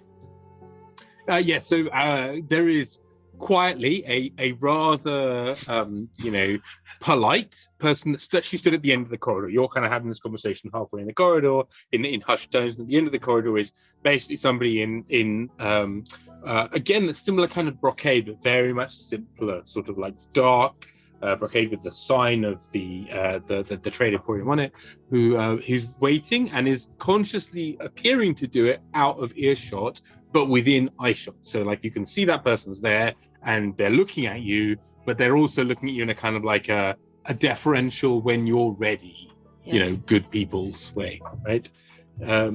So eventually you seem to stop talking, and then they sort of look up and they're much more kind of like, when you're ready, good people's. Hello, yes, we would like to go to see this Mr. Vishwanath. I will take you to Lord Vishwanath now, and that person who you discover's name is Dunya, and Dunya will walk you the 6 to 8 maybe kilometers. It's actually a bit more than 6 blocks. Actually, by the time you get there, it's quite a long walk. It takes about 3 hours or so. Holy crap! It's quite funny actually. It's like, it's only a few blocks north, but that it would you realize has something more to do with the sort of insouciance that Esteban has of like, yes, it's fine, it's not really a problem, it's like a few months, a few hours or whatever, it's no big deal, right? And actually you very quickly realize that it doesn't take long. It doesn't take you that long actually, in fairness, because of the fact you do the L keeping, so that gives you a bit of speed buff plus Bob. So let's say it's an hour and a half, it's 90 minutes or so. It's still a good old distance, right? But you make it there, and we will pick up exactly what happens at Esteban's in about 15 minutes or so after our break. Yay! We normally take a little break, folks. If you're with us for the long haul, you know that we do that. We talk random stuff and we kind of hang out. It gives me an opportunity to go downstairs and get more alcohol. It also gives everyone an opportunity to answer questions from chat. And I'll be back in a moment. And yeah, feel free to do the thing. Holy shit, Ed, what the fuck? I mean, if you can't beat the big bad evil guy, be the big bad evil guy. No, it's cool. I think we're seeing a side of Commanders. And if you're bigger and better, you get to win. But we are not bigger and better. We are not the big bad ones. But this company would be the big bad ones. We are just, like the pig that sniffs out the truffle. We are truffle pigs. But if we play it right, the truffle pigs could take over the farm. I don't want to be a truffle pig. Legs. But everyone else dies. But it's interesting. I mean, I'm interested to see where this evil. Whether he because it is very cool. It is very cool. The end game for Kaman is a world stripped of Intan. Oh. Okay, but And in that world, then the power would then belong to those who don't rely on Intan. Because right now, so it's logic, right? Yeah. Okay, so Urtu runs on Intan. Whoever has the most Intan is the most powerful. Yeah. We take that away. What is left? It's a new world order. Sure. We can come in and we can do a lot of good. Yeah, but also the people that are on the same on par with us would be able to do a lot of whatever. Like all the current deities, we don't know how they work. They probably don't work on Intan. But that's the thing. We are nowhere currently near their level. And I think Kaman probably because doesn't of the really give a Intan. shit anymore either about the gods. Remember last episode he had the moment of like, if I don't need Intan and I don't need Eijnar to cast a spell, then what good is a god for kind of situation? Yeah. Yeah. So, He's your friend. He shouts. Is he really when you need to be distracted. No, I mean, it's not like I want to kill the gods per se, but I feel that it's an opportunity where the four of us could remake the world in our image. And that's what, Kaman and his warp mind is like, Terrifying. this is logical. Just be careful, okay? Last season of Game of Thrones didn't end well. Yeah. Thank you for the reminder, chat. Somebody was bringing up the Daenerys Targaryen thing. Grim fronted. Yeah. How, Lisa? How you feel about Kaman possibly going back? I see what you are saying. Like in theory, it sounds like it's perfectly fine. It's just that the cost of innocent lives, it's a bit shocking to hear Kaman like kind of just forget about that. Like very Kaman's cash, right? Yeah. Kaman's response to the loss of innocent lives is yes, but right now there's a lot of suffering. Yeah, so you just kind of like gonna.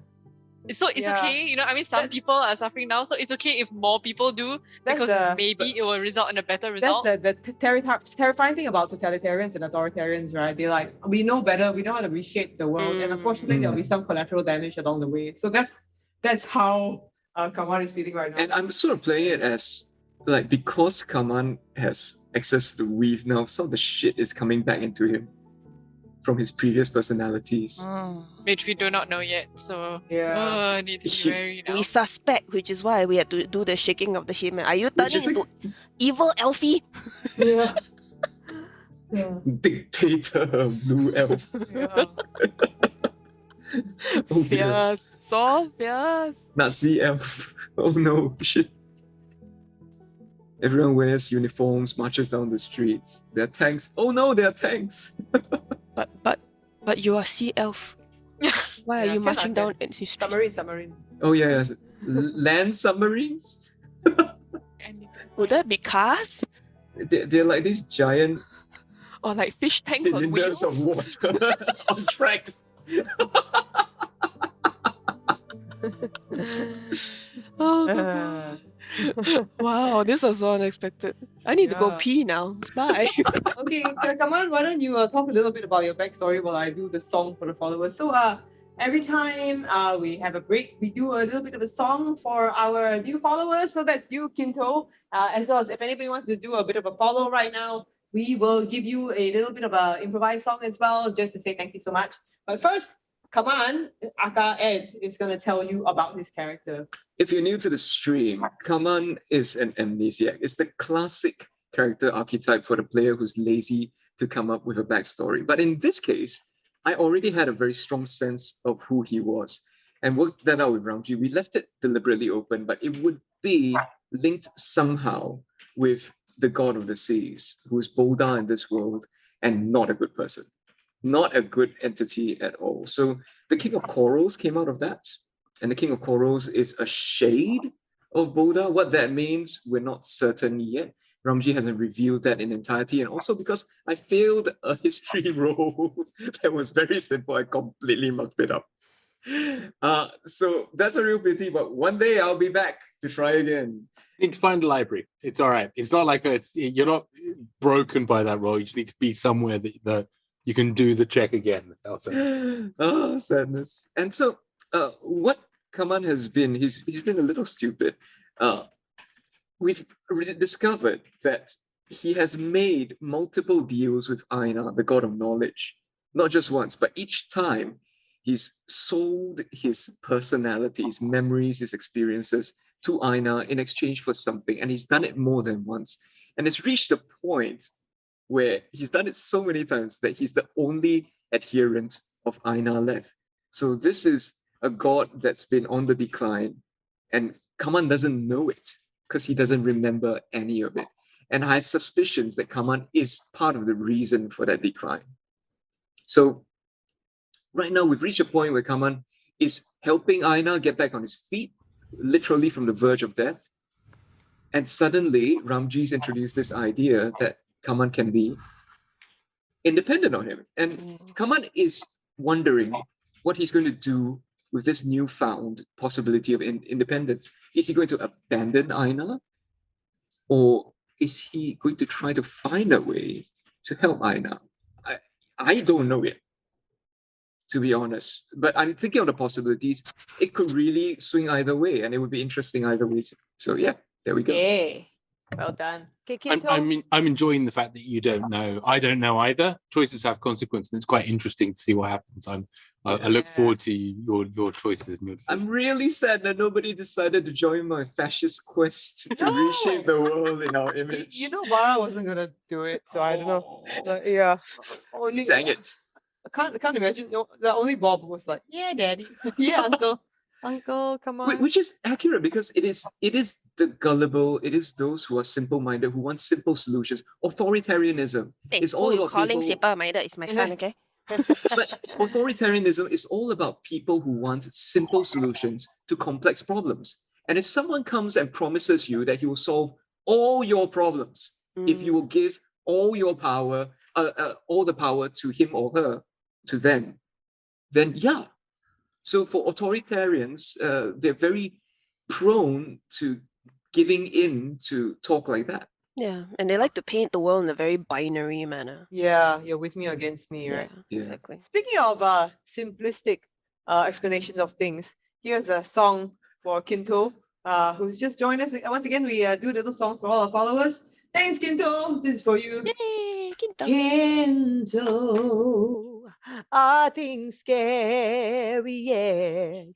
Kaman wants to reshape our home. Kinto, we can very bet this dream won't be quite as we've known. Kinto, thanks for following. We hope to give you quite a fun show with some laughs and some sorrowing. We're glad you're here, so stay and don't go. That's for you, Kinto. Yay. Hey, thanks for joining You're us. hitting some proper numbers, Joe. You did Like a Virgin and Swing Low, Sweet Chariot. It's like, Oh, it's, yeah. Yeah. you're good tonight. It's like Oh. you're hitting some real deep vibes. Thanks, guy. And if anybody again, yeah, thanks, Thanks, Kinto, for Rem. joining us. You're very, very welcome.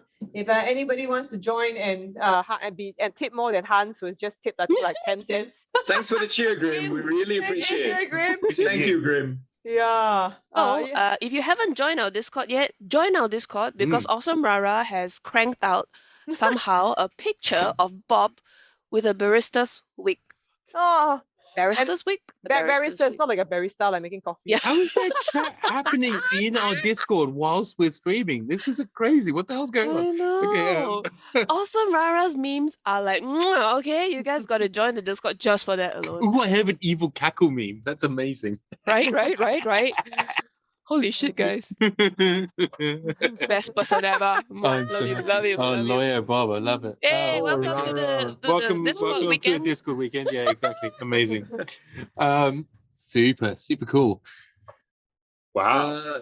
Do we have time for Sheena to do her phrase of the week? Yes, Yeah. we always have time for the dirty phrase of the week. We have a phrase for the week? Well, Hokkien given that only. you and Sammy Davis Sr. Oh, got on something, I think perhaps this needs to be a bit more of a spicy Hokkien phrase of the week. Yeah. Wow. Oh dear. My spicy Hokkien not so good. Because the slang for engaging in activities of dubious sexual nature is to call a chicken, isn't it? It's the what? But Call it's the different chicken. lah, but she's not a No. chicken, but also can- Yeah, so the calling of a chicken is kio kue, which is not actually necessarily okay. There's payment involved. There we go. There's payment involved. Yes. But what? Okay, so let's talk about the non-payment. What would that be in Hokkien? Oh, I don't know, The sia. ones which don't involve transactional stuff. Well, I don't know if there's a polite way to put it. the normal way people would talk about like having sex would be 修改. Oh. No, it's your girl Tambo means what? Ah? No. different. Okay. So what is the transliteration of 修改? 修 is like 互相的互. Oh, like mutual. mutual. As opposed to the sio from sioba, which Correct. is roasted pork. Okay, 'cause Frying I was rice? confused because that's the stew that I know. Yeah. then I always thought that it was like roasting. And I was like, oh right, that's cool. There is no roasting involved in Hokkien.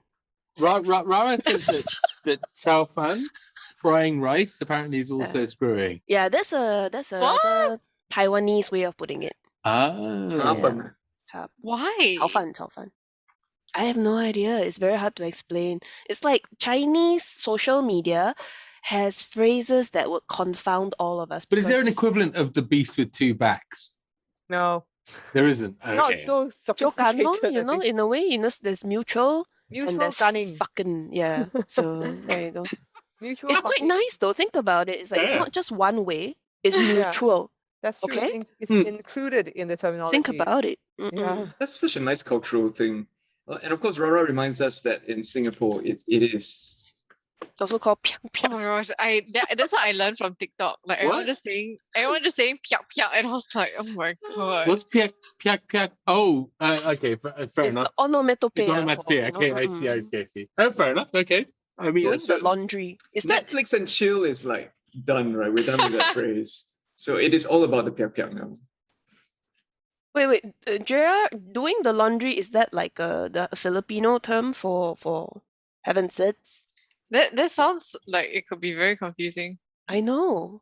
Like I like- literally need to do the laundry. I do, but please do yeah. not assume that. It's like, oh, it's the I'm weekend. doing I'm the going home laundry. to do the laundry. And they're like, oh. Ricardo is saying something is the modern phrase, and obviously I can't read that. 约炮, Okay. 约炮. And the latest slang is pa pa pa pa, says Oppie 2520. Mm. Papa, That works isn't in it any language. Any language, it will Mm. work. Onomatopoeia. Oh, like it looks like skit. Well, you know, if you had to screw a pit fiend, Oh, Yrsa wasn't scared though. he was in very good control of his aura. Oh no. It's like, how low can you go? Oh, it was the pits. Ah. Yes. It's like, did you descend into Avernus? Oh my gosh, there's another one by Awesome Rara. Can someone else say this? 生米煮成熟饭. Oh, Raw okay. rice has been cooked into cooked rice. Wait, what? No. But this is usually to describe young people, unfortunately, having unprotected intercourse and underage or unwanted pregnancies. is that like bun in the oven kind Yeah, of yeah. euphemism? Right. Okay. Also, this one means baby. I thought it was This just one- like consummate, like a relationship. Like it's like, 生米已经煮成熟饭了. You know what I mean? Like you don't necessarily have to be pregnant. I Yeah. thought that's what I meant. You tend to hear Yeah. this in Singapore on like Channel 8. And, like, you know, yeah. this young man gets a young woman. What's Channel 8? Sorry. Oh, Channel 8 yeah. is the local, as in Singaporean local TV station that is broadcast made. No, not to mainly, only in Mandarin. Yeah. Ah. We have how many? 3? 4? Yes, Three? 3. 3 stations. Technically, it's used to be 4, but now we're back down to 3. So there's not actually 8 stations, No, I'm afraid not. No, there's Okay. Channel 8, which is Mandarin. but Channel there's no 5, channel which is 7, 6, English. 5, No, 4, no, 3, no. 2, 1. They skip numbers because why Sure. not? You know. Even back in the Big day when we had numerology. TV12, there was no 10 or 11 Mm, or okay. 9. Indeed.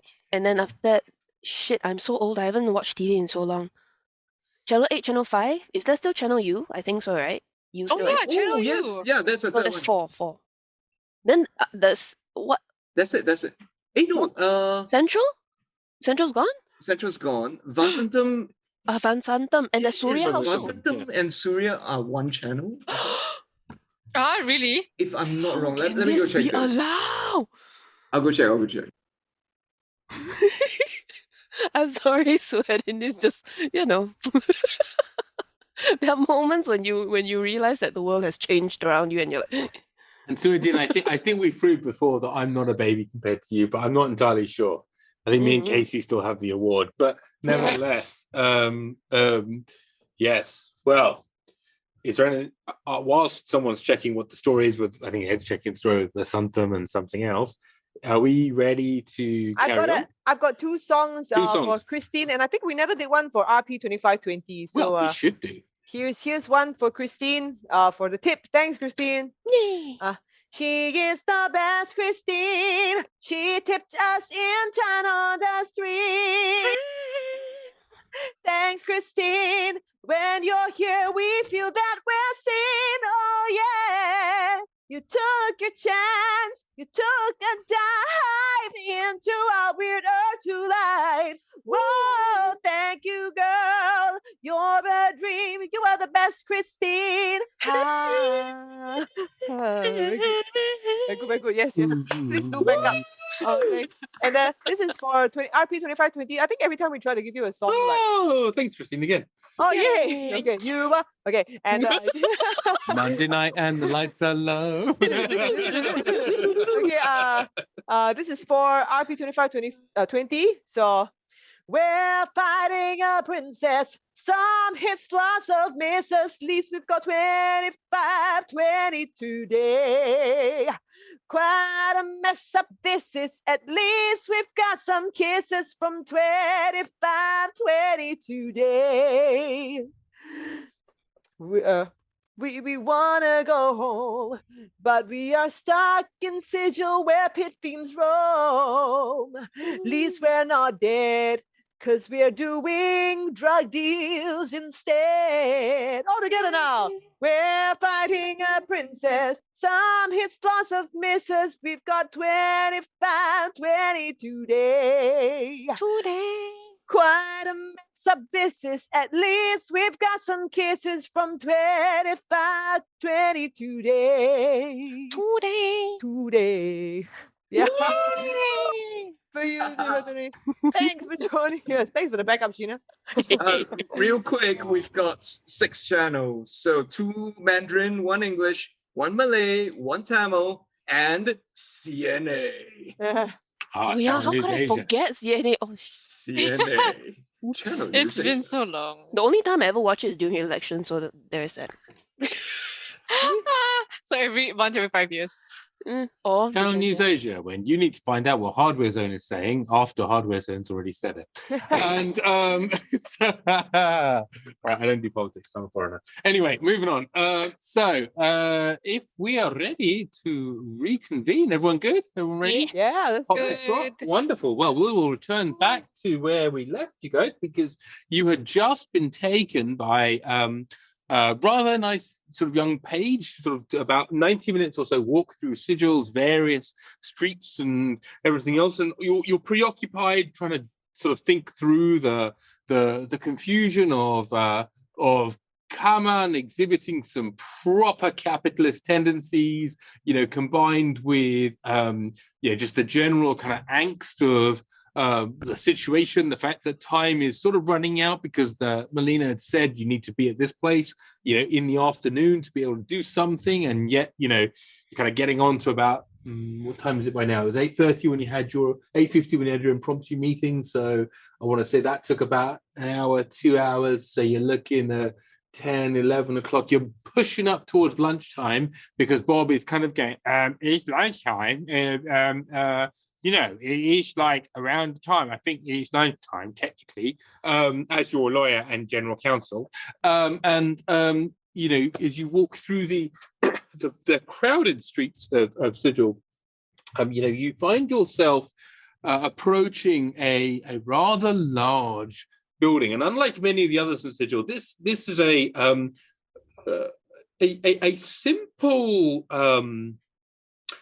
pantheon-like building, as in it's a domed, circular sort of like wall with a dome over the top, a cupola over the top of it, there is a rather large gate on one side, and my mum is calling me, so I'm going to pause because I always pick up my mum's calls. Pardon me.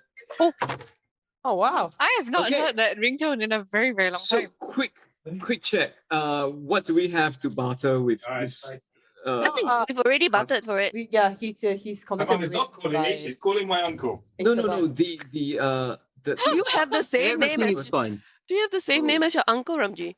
No, my mum is just 78 and a wonderful, 78-year-old person that can use an iPhone, just not correctly. Now, so sorry, we know where sorry you for get your that fat mid-show, fingers folks, from. but I always, very much so. Ever since my dad passed a few years back, whenever the phone rings and it's from my mum, I always pick it Of up. course, It's just the of way it course. works. So, Yeah, of course. apologies for the interruption. Okay. No, Don't yeah. worry about it. It's a good thing to do.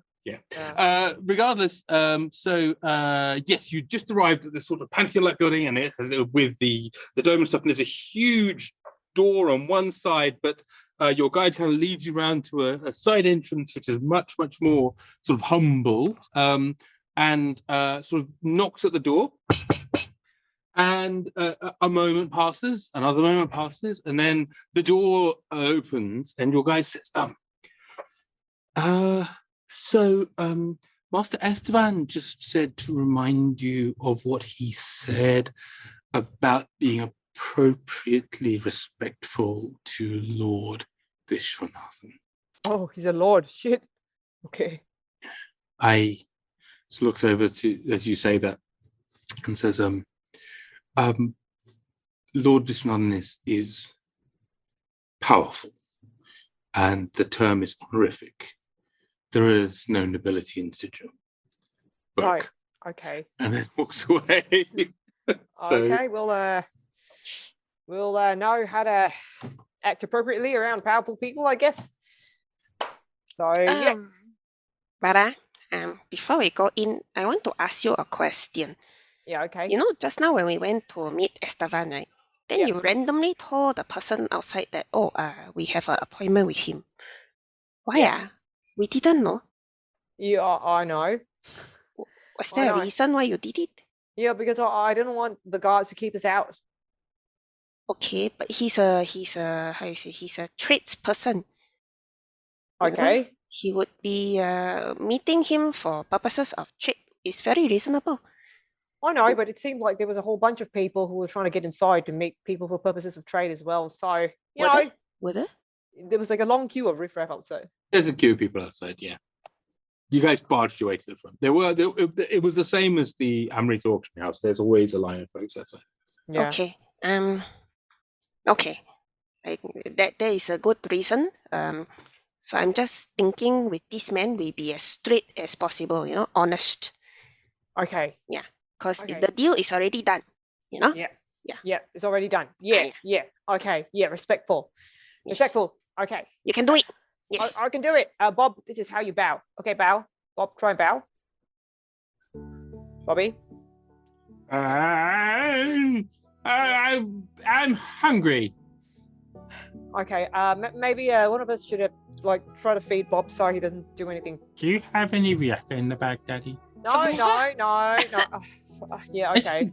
It's out of the bag. So no, Ryaka's out of the bag, and he's not in the bag anymore, which means I can't give you any more Ryaka meat. Speaking of which, do we have any money? We do not. But we we don't need to. The deals of the contract already mean that this man will sign it. We just need to give him this scroll. Like buying, Yeah, buying food for Bob. Oh, right. Right. Yeah. Okay. Bobby, we'll go hunting. Somewhere after this. Okay. We'll look for somewhere to hunt. Okay. I'm a big boy, and as your legal counsel, as I've been duly appointed, I will do some intermittent fasting. I hear it's good for you and good for the concentration. So that's what I shall do. You're a good boy, Bob. Okay. So I guess we knock on the door. Heck yeah, you've been awfully quiet. You wanna. Why don't you do the knocking? Not the talking, but Yeah. the door. So the door is actually open because this person had already knocked, and the small side door has opened, and it's a dark room inside of you. You can't actually see anything. So we are already looking into the room. Well, yes, you are in theory looking through the door portal, but it's almost like when you look through, like you're in a lit hallway, and the door of the room that's in front of you is entirely dark. So you can see that there's a door and a doorway, but you can't really see too much beyond it. Well, I guess we should go inside. Are we going in talking order? Yes, or are we going in combat order, which is totally different? talking order. He sounds like a very powerful person. We really Yeah. shouldn't be getting compared with him. Okay, so I'll go in front if that's okay with you. Come on, my bro. Remember the captain's wife. Okay, so just you go behind me. I'll and- bring you back if anything happens. Okay, and Bobby, being our legal counsel, you're very important. So you gotta stay at the back with Kie to make sure she doesn't say anything stupid. Okay? She doesn't say anything at all, really. Yeah. So like when she does, you know. Oh yeah, it's pretty guaranteed to be stupid, isn't it? Hey, What? Bob. Hey, I it's not polite. Okay. And it's that is not- not. smart Then things. that is not a He, fact. he sort of snuffles your head as he does it. It's Oh, are you joking? Oh, he made a funny. Okay, fine. You're cute. Okay. Yeah, as he does so, Barra, you see Bob looks at you with a little side eye, and you can see the wickedest glint in his eye. Yeah. And I'm like, scratching my face. Yeah, exactly. It's like father, like son is what you're getting from that. So okay. So I'm so tired. Hmm. Okay, and then we walk in. as you step into this darkened room, Barra, very quickly you realize this room is pitch black. You can't see anything, and weirdly enough, the light that comes in from the street in Sigil, and it is midday there, so it's bright, does not really penetrate into this room at all, as you can tell. You walk in and you're enveloped in darkness. I'm assuming it's Right. magical darkness. You have blind sight, and Barra has blind sight. I think some of you have blind sight, but the ones with blind sight, you get an impression of the fact that there's in front of you, probably about 10, 15 feet away, there's sort of like what appears to be a large table of some sort. And beyond that, yes, it isn't your infravision, your dark vision doesn't work. You can't see anything. Okay, I guess Okay. we should announce ourselves. This is quite dark. Given that is the case, Yrsa kind of grabs everybody and says, okay, don't panic. Just follow me. Everybody hold hands. I will lead the way, okay? Okay. Okay. And despite Yrsa saying that, Barra, you have the deepest length of dark vision in Actually, the group. does she still have it? Because I think that one is... I have to turn it on. It's once. a day. You have fine. In which case, you don't have it at the moment. You have to choose to turn it on. But Okay lah. I'll turn it on. I'll turn it on. yeah. Then she goes in front. Go. Okay. So in which case, as you see this, sort of like the echoey vision appears, and you can kind of make out shapes, and it gives you the ability to see things you wouldn't normally see. And I kind of think of blind sight a bit like Daredevil sight, if you know what I mean, right? So it's sort of like you're able to make out impressions and spaces, but it's kind of contour map like. It's not really sort of you wouldn't be able to see in our electromagnetic All spectrum. But colors. Yeah. yeah, exactly, none of that stuff. So but you do notice that there is what appears to be some sort of large reception room. There's a sort of a wall on one side, there's a wall on the other. Barra, you're the only one that knows this, right? Yrsa, on the other hand, you know that in front of you there's a large table counter that's probably about 10 or 15 feet away. And Barra, you know that there's another wall that's about 30 or 40 feet away on the other side. Okay. Cool. So wall counter, right? Yeah, there's a counter between you and that wall. Yeah. Okay, I guess we walk up to the counter. Okay. Yeah. Okay. I mean, I'm as far as I can check with my blind sight. I mean, I'm going to if my perception, I'm gonna try to just perceive anything dangerous. But if I don't, I'm gonna walk up to the counter. Right. You hear as you walk up to the counter, you hear blink, blink, blink, blink, and then you hear who seeks audience with Lord Vishwanath. Good afternoon, our esteemed Lord Vishwanathan. We are sent by none other than Mr. Estevan. He has sent us to seek your assistance, as you are the only esteemed spellcaster that he trusts to execute a very important task. Might we perhaps have the honor of an audience? Well, That is only true and right. I am rather good, actually. Yes, let me find where I've put that misbegotten light switch. 1 second. A Now, light where did I switch? put it exactly? What is a light switch? You hear this sort of scrabbling noise, and there's a bit more noise, and there's a bit more noise. And then you hear a very almost violent breaking sound. Like as wood and stone and a bunch of other stuff goes slamming. I need everybody to just make a dexterity save for me. Oh no. I think What? he's just careless. Let's check it out. It's a clumsy wizard. 27. I might die from this. Holy crap. 17. 12. I rolled a natural 1, so that's a 2 for me. Oh no. Okay, so But Ed you are at the back. So. and And I'm in the Joe, dark. Ed, you're going to take 2 points of damage Oh. as a brick and then like some random book just like spanks you in the head, and then something else kind of flies across, and not to mention like the various flurry of bits of wood and debris. And Barra, same thing. You're going to take 1 point of damage as similarly, it's only a d4, it doesn't matter, right? So it's similarly like random stuff. The other two of you feel this stuff kind of like slap into you, but also Bob avoids it as well. But he gets slapping into him as well. And he goes, "Hey, what's going on?" As you find there's random bits of stuff that you would imagine would sit on a rather well-stocked shelf that just got slapped out of the way, because as the light switch is found, you see. Oh my. Oh, I am Okay. terribly sorry about that. Oh my god! Oh, good heavens! I've never really been able to, it's a little it's a little awkward at times, I prefer this form, but yeah, it's easier for me. But it's sometimes I knock things over. It's just what happens. Anyway, you're here to see me. I'm here to help. How can I help you? I'm I- Vishwanathan, in case you didn't know. Can I Lord Vishwanathan. But, I'll just go that under aspirational naming conventions of my mother. Huh? Can I inquire whether he is in fact the Black Dragon? Are you going to ask? From my perception, He looks like a very make a nature roll for me, please. Nature.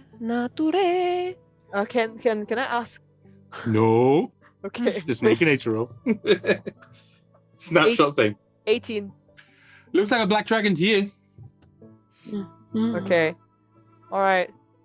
Is that right? So you are here. I think somebody said you are here from my old buddy. What's his bloody name? Ernest, no. Ellen, no. Antonio, Esteban, of course, my friend Esteban. Yes, he said that he sent me a message, said you were coming in about an hour. You're a little late, mind you, but and that I was going to help you by casting a spell. Yes. Yes, Yes, Absolutely. please. excellent. You don't happen to have a virgin with you, do you? I look at Yrsa. No. We do have this that he has asked us to pass to you. I twang the scroll out into my hand. Sort of looks over and sort of, you see a large claw kind of pulls the scroll back, and he goes, Oh, righty ho. Okay, no virgins required. This is perfect. Barra, at this Good. point, Oh, it's, good. You know what? It's been something that I wonder where this bloody thing had got to. Okay, I'm glad he got it back. Wonderful, wonderful. So, right. What spell was it? Wanted me to cast? well, he's thinking at this point, like Barra is distracted from staring at Kaman, who's the only person he could plausibly think of as being a virgin in the party. And he goes, yeah, that would be the disjunction spell. Your majestic one. Oh, I see. Well, I think it's the appropriate junction for that spell, huh? Yes, I've genuinely always found it. I'm incredibly funny. All dragons, we're very, very funny people. You People are in- always laugh at our jokes, and I I know. just don't know why. I sort of tickle Bob. Yeah, Bob's like, yeah, you're very, very, very funny. It has nothing to do with the fact that you're 48 feet long and have a tooth the size of my head. And he goes, yes, well, you're rather funny yourself, you little funny fat fella. What's up with you, huh? You're not a normal sized griffin. What's happened with you? Hey, you smell familiar. Oh. Well, who are you? And then he looks over at you and looks over at you, Barra, and says, hey, what's that on your head, huh? This was acquired. Okay, we will. Looks a bit like my forehead. Yeah, that's right. Okay. Look, Mr. Vishwanathan. We were told. Look, Lord Vishwanathan. It's all right in it. Black dragons are assholes. I don't mind none. It's fine. I don't give a shit. Anyway, what am I doing here? I was casting spells for you. What is it you wanted? Identify? Disjunction. At this point, I cast a minor illusion of the words disjunction. Kind of like casting there. Disjunction, and I sort of keep it handily there. Disjunction, huh? Oh God. No, not that one, huh? Oh, that boy is so boring, though. The boy? Oh, Modern Canaan. Huh? Who? Oh my God, the guy that came up with this spell, huh? All right, his name is Modern Canaan, and he doesn't let you call him Mordy or More or Kane or anything cool like that. I have to call him Modern Canaan. Archmage, like that bloody matters, huh? Anyway, pompous, bloody, you know what white people are like, huh? Anyway, Mr. Modern Canaan invented this spell. Spell's been around for bloody ever. He just put his name on it, eh? Anyway, so Modern Canaan, he wants disjunction. Right. You want disjunction, huh? Yeah, that's right. Anyway, I've still got the spell on. Who am I disjunctifying? This funny-smelling dragon griffin thing that smells. Oh, no. Hey, what are you doing? Reaches into his breastplate and pulls out the bag of holding. And slowly opens it and carefully switching on the music, cranking up the music. Yes, eh? Says the item is inside this bag of holding. It is a dangerous. What is this? A bloody stage show? Get it out then, huh? It is a powerful relic, which is why we must be. I Look at me. I'm a powerful relic, huh? I'm gonna try and use my persuasion against black dragons, on which I have advantage. Mm-hmm. What are you trying to persuade him of? Lord Vishwanathan. Yes, that is the appropriate term. My first name is Lord. My last name is Vishwanathan. I see. It is a fine name, befitting your stature and your handsomeness and your overall good-looking, handsome things. Anyway, Yes, my mother was a fan of the concept of nominative determinism.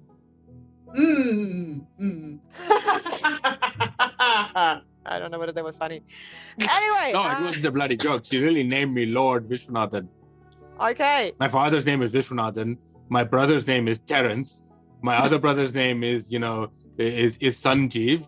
But I'm called Lord because I'm the third one. And she thought, well, you know what? He's not going to get bloody far as the third in the family. So I'll call him Lord because then at the very least, he'll get space on the ship, huh? Oh, yeah. Who needs space on the ship? I'm a fucking dragon, huh? Exactly. No, you are wise. You are wise, and so is your mother in different clashing ways. Anyway. Hey, what are you saying about my mother? Nothing. I'm saying that she's a wise woman, obviously, to have begat such a child as yourself, the incredible Lord Vishwanathan. I would make space on any ship for you, relationship. Oh, Yeah. Anyway. really, huh? Yeah. You're a little feisty one, huh? Oh, yeah. You're a little bit cheeky, huh? Yeah. Well, you know, lucky for you, I am pretty much beyond the point of my life where I indulge in matters of the heart. But maybe I'll make an exception, huh? Yeah. You. I don't know whether to hike up my armor to show my abs or not. It's like you see a very confused hand, going like, I don't know. Oh, okay. But anyway, okay. So a quick question: do we want him to take the diadem or not? So the thing is, I'm wondering whether to ask him to take it or whether I should. I think you should take it up. Fine. I'm gonna give you a quick song. Okay, so here it is. Come on. Again, I'm gonna. Come on.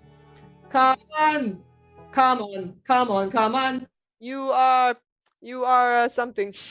Come on. You are the clerical one. Put your hand in. Take out the diadem. You know best how to not die like the rest. So take it out. So we can get on with this mission. Come on. Okay, not the best, but Come on, reaches in, turns up the volume. Come on, grabs it. diadem, come on, diadem, holds it up. come on. It's good song, good song. And so you see, there's a point where a spectral, small mage hand appears. Except it's not a mage hand as you're used to. It's actually a tiny little dragon. It just flaps its way across the space and uses its wings almost as the fingers of the hand, and it kind of grabs the diadem. But before it does, I need you, Ed, to make a charisma saving throw for me, please. oof, that's what the bardic is for.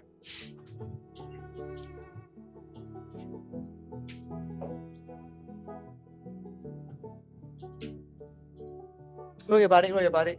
Yes, I'll roll the bardic inspiration. Wait, can we get what's it called? Does anybody have advantage? Game? Yes! Oh, thank you.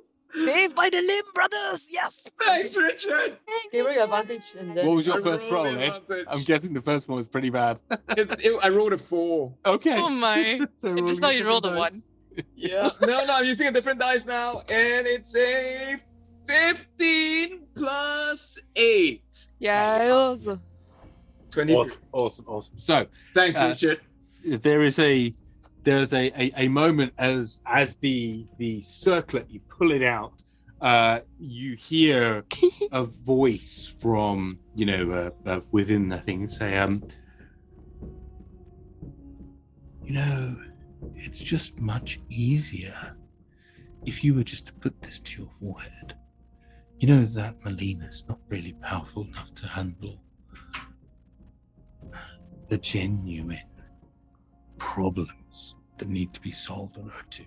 And you're buoyed up by the conversation you just had with your team, your family, everything else, and you've just kind of gone, not today, Satan, basically, right? As you Spectral figures push it of away. Richard and Sweatian put their hands on my shoulders and say, "You got this, bro. The two of them. You got this. 100%. They shake got you. bro. Got you, bro." Yeah, indeed. You have the Limb Brothers just kind of reach across to you. And Sweatian. Wow. Indeed, and Sweden, yeah. So All through three of time and Spectral space. slapping. God. And so as you then you put it into the spectral mage hand of it's fine. Of Vishwanathan, who goes, oh, well, hello, little person. Who are you? Ah, yes. Well, no, I appreciate the offer of tremendous power, but I already am possessing this. What else, huh? Oh, no, I'm not particularly interested in seafood. No, it's fine. No, I'm good. No need for souls either. I don't know my name. Oh, my name is Lord Vishwanathan. Yes. No. Oh, you want me to put you on to someone? Oh, one second. And he looks at you and says, he wants to talk with one of you. He says the blue one ideally. No, Lord Vishwanathan. So, yeah, sorry, Kie. Please share your wisdom. With who? Weren't you gonna say something? No. No, yeah, we don't want it. Don't give it to any one of Yeah, us. no. Just keep it. Oh, Yeah, okay. In fact, don't keep it. But if you could cast, I've still got my minor illusion disjunction spell. Oh, disjunction. Yeah. Yes. It's funny, isn't it? It's funny. Now, how do you cast disjunction? Does one of you know? Oh yeah, there's that scroll over there. So like Oh basically. no, not that one. That's my mother's recipe for her. She does the most amazing mendicorum, and so my mother's recipe is one that has gone lost for a long time. And actually, I think one of my brothers sold it, and that is actually what is in that thing. That's why I'm so happy to have it back. You know, I somebody see. make it. But you know how to cast disjunction? Well, like, what about like that note? Was there anything else that Esteban passed to you? Oh, I know how to cast disjunction. Hold on. Right. That's why you're here. Oh, yes. Oh, hang on. Not that your company isn't wonderful. It's true. Not. Yeah, no, thank you. Oh, blimey, you're very, very small. And so are you. Oh, hello. How are you? Hello. Good. Hey, you smell like a dragon too, eh? What the hell is you all smell like, well, he smells like a dragon. And looks, sniffs at Bob and sniffs at Kie and goes, and you smell like a dragon. What the hell is going on here? Eh? And you're wearing a bit of a dragon's face, and that's fine, I guess, fashion. You don't smell like a dragon, young lady, but you smell like a pit fiend, and I don't know what you were doing last night, but I can bloody well guess, huh? And I wink back at him. yeah. And so and then he sort of looks over and says, well, okay, right. And he says, look, Sean. do me a favor, huh? And he gets very serious for a second. He goes, do me a favor, huh? Just take a good step back. Okay. And you see that the mage hand sort of like pops into the air in front of the dragon's nostrils, and he gets uncharacteristically serious, and sort of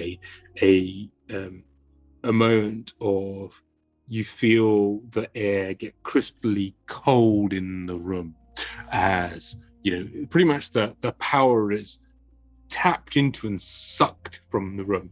The darkness, which was very, very prevalent, and he kind of like released a fair amount, just disappears entirely, and it's just lit normally. You can see there's a huge chunk of light that just flashes through in from the street. And in fact, actually, if anybody has an active magical effect, it is now completely cancelled. So if you're concentrating on something, if you've got an active spell that's going, if you've got a light, or if you've got something else, it's been puffed. Otherwise, nothing else happens. Like Bardic inspiration gets sucked away. Yeah, absolutely. So like bardic inspiration gets sucked away, other things get sucked My away. minor illusion disappears. Your minor illusion disappears. So do the lights in the room; they get switched off. So do a couple of other and you hear like there's a crackle and a push from random bits of this sort of like large kind of room as you hear there is a moment of genuine silence, and the sounds of sigil kind of slam into you, whereas previously they'd been buffered away by whatever magic was keeping the noise and the light out. And a moment later, you hear a crack, like a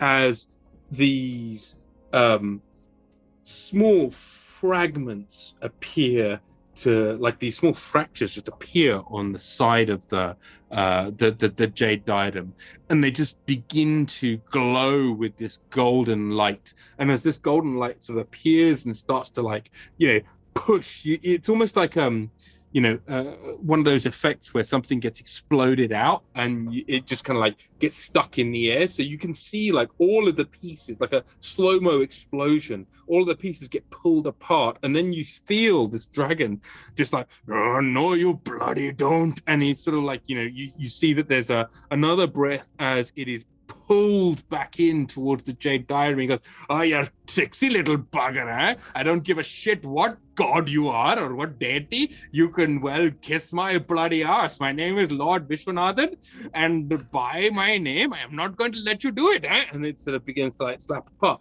I need each of you to roll a d20, please. Oh no. Mhm. Oh no. Oh shit.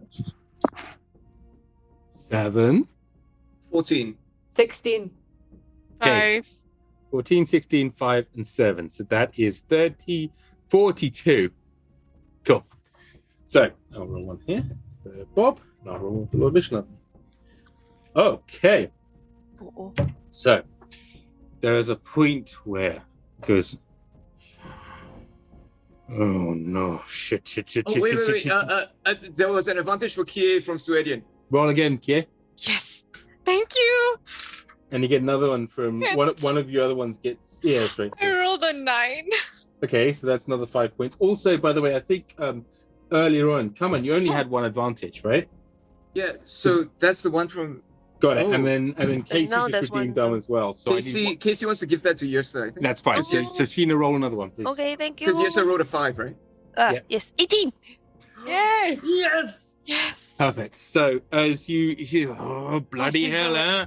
And there's a moment as the there's where he goes, oh, no, all right, okay, all right. He goes, well, no, mother, I'm not really having this conversation with you right now. It's a bit of a bad time. I'm quite busy, you know. Middle of a stream, huh? Oh, you want to His speak my phone started uncle? ringing. Oh, you're calling my uncle, huh? Oh, dude, you say hello to someone. That's fine, but nevertheless, oh right, yes. By the way, while you're here, how does a bloody disjunction work, huh? And he says, yeah, I know it. It's just one of these. Oh, right. Oh, the left weave. I see. Huh? Okay. And so he's, all right, bye, mom. Love you, love you. Bye. And so there's a point where you hear that random conversation just happens on the side, and then he kind of goes, right, all right, you little fucking upstart. I've got you now because my mom says you're a shitbag. And anyway, and there's a moment of complete concentration. Does anybody have any potions or scrolls on them? Yes. Let me check my inventory. Yeah, I'm checking. I think I used up all my healing potions. So no. I have 1 greater and 2 regular healing potions. I need you to... I have 4 regular. Yeah, I don't have healing potions. If you don't have anything other than permanent magic items is fine. It's temporary ones that I'm after. Do me a favor. If you have healing potions and everything else, roll an intelligence saving throw for me, please, and add the number of healing potions you have. You'll do this. Intelligence. 12 plus total number, right? So 9 again. 15. 15 and 11 plus 15. 15, both of you 15s? Okay, cool. And so there's a point where Vishnu goes, fuck you, Boulder. And as he does so, a huge, just this abyssal black snap kind of passes through your consciousness. There's sort of circle of black power just radiates out of him. Your potions just explode.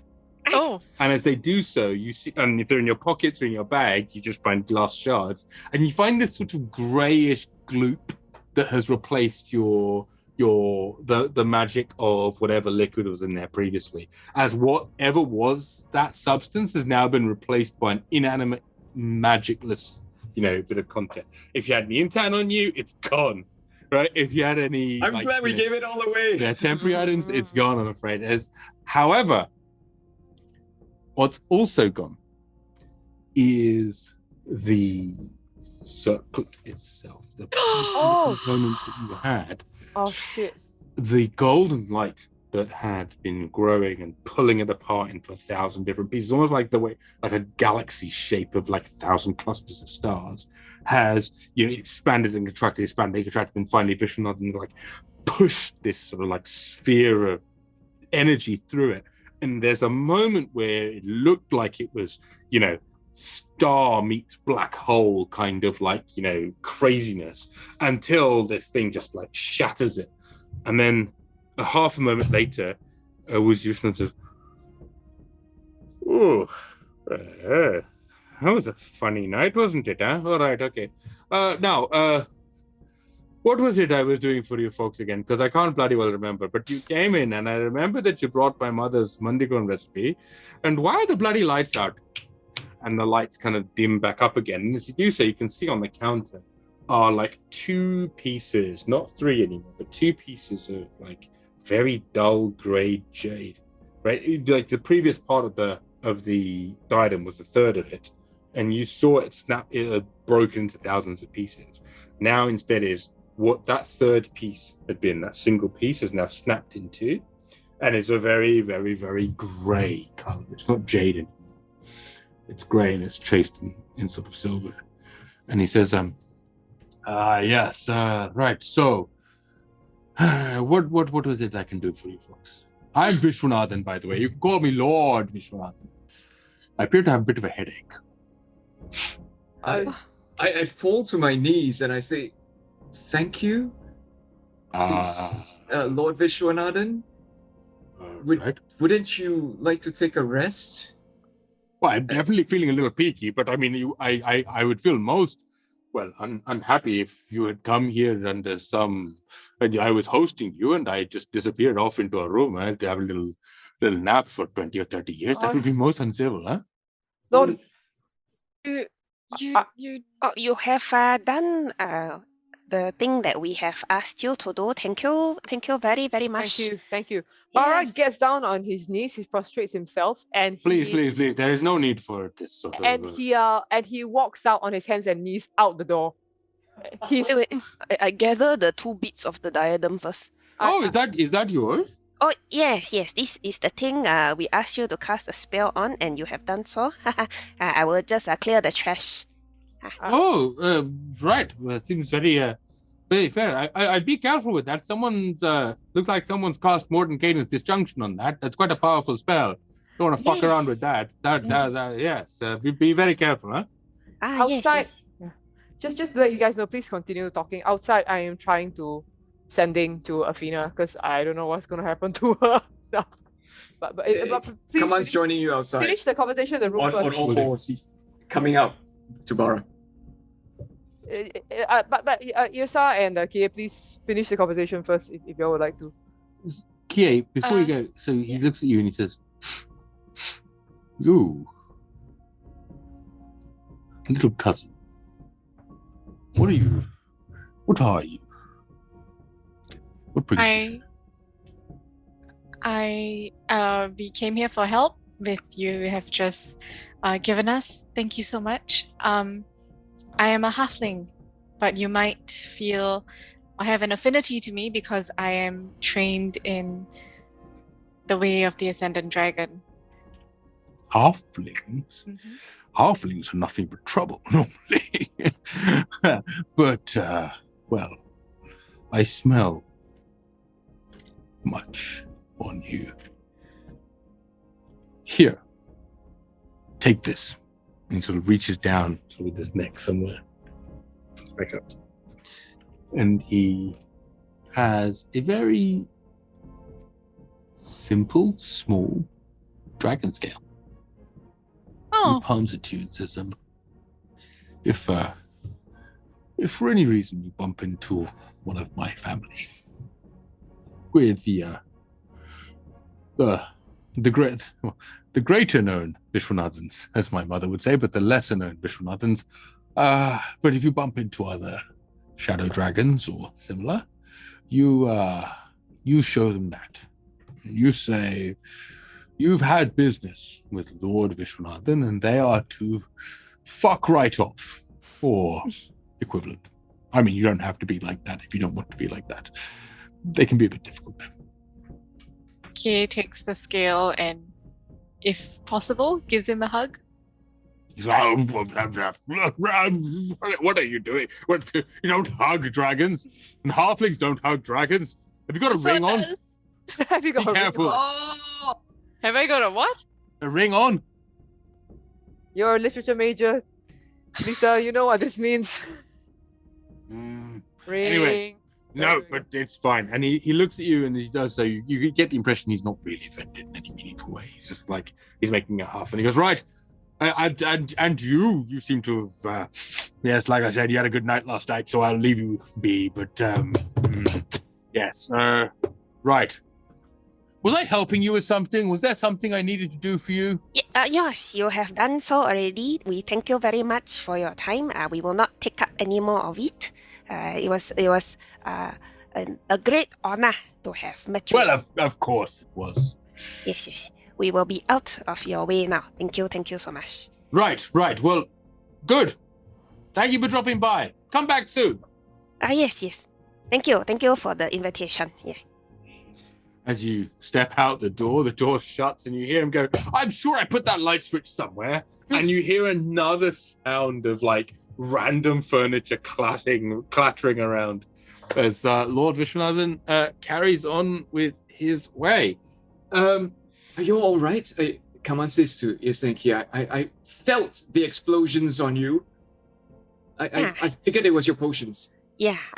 Yeah, I need to clean my bag a bit, but everything should be fine. Oh my gosh. Okay, so that's what I'm worried about right now. We don't have money, we don't have potions, and we have the 2 busted pieces that you've got, Yrsa.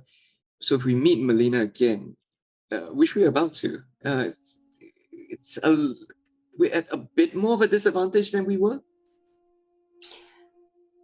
I dare to say no. She is but a princess. We are trained warriors, and she does not have the power of the diadem. Well, she has the power of some parts of the diadem. Unless, does it mean that all of them are?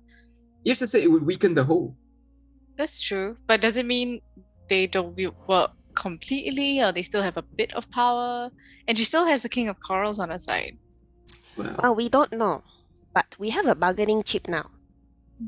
She might not have a way back to Urtu, but we do. She might come back with us now. Barra is in a corner. He is frantically trying to reach Athena. Athena. You're casting Extending? Yeah. Athena, are you okay? We're on our way. Give me a sign if you're alive and well. Tell us where you are in case Malena was lying. Okay. You receive the following message back. Excuse me 1 second while I look up my notes. Nope.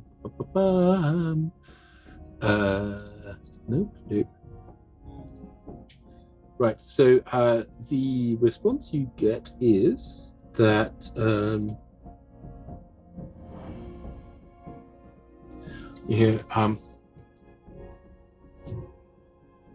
Barra, I am waiting for you at the tavern.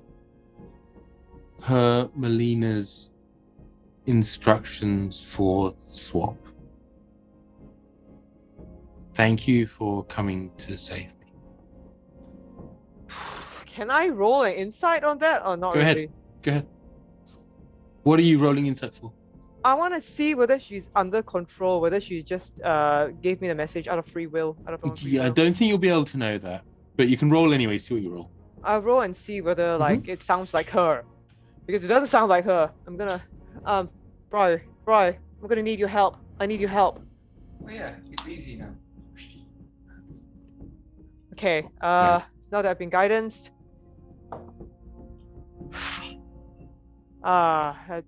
Oh no, I've got guidance. Shit, I totally forgot about the guidance.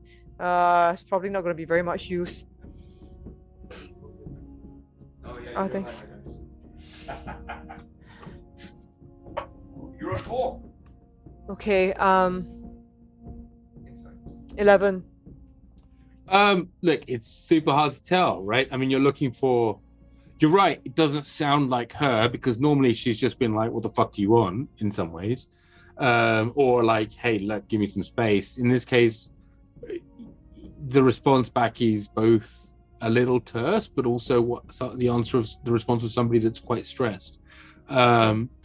that's what your innate sort of insight gets you, but the role doesn't get you over the top to being able to determine whether or not there's something beyond that.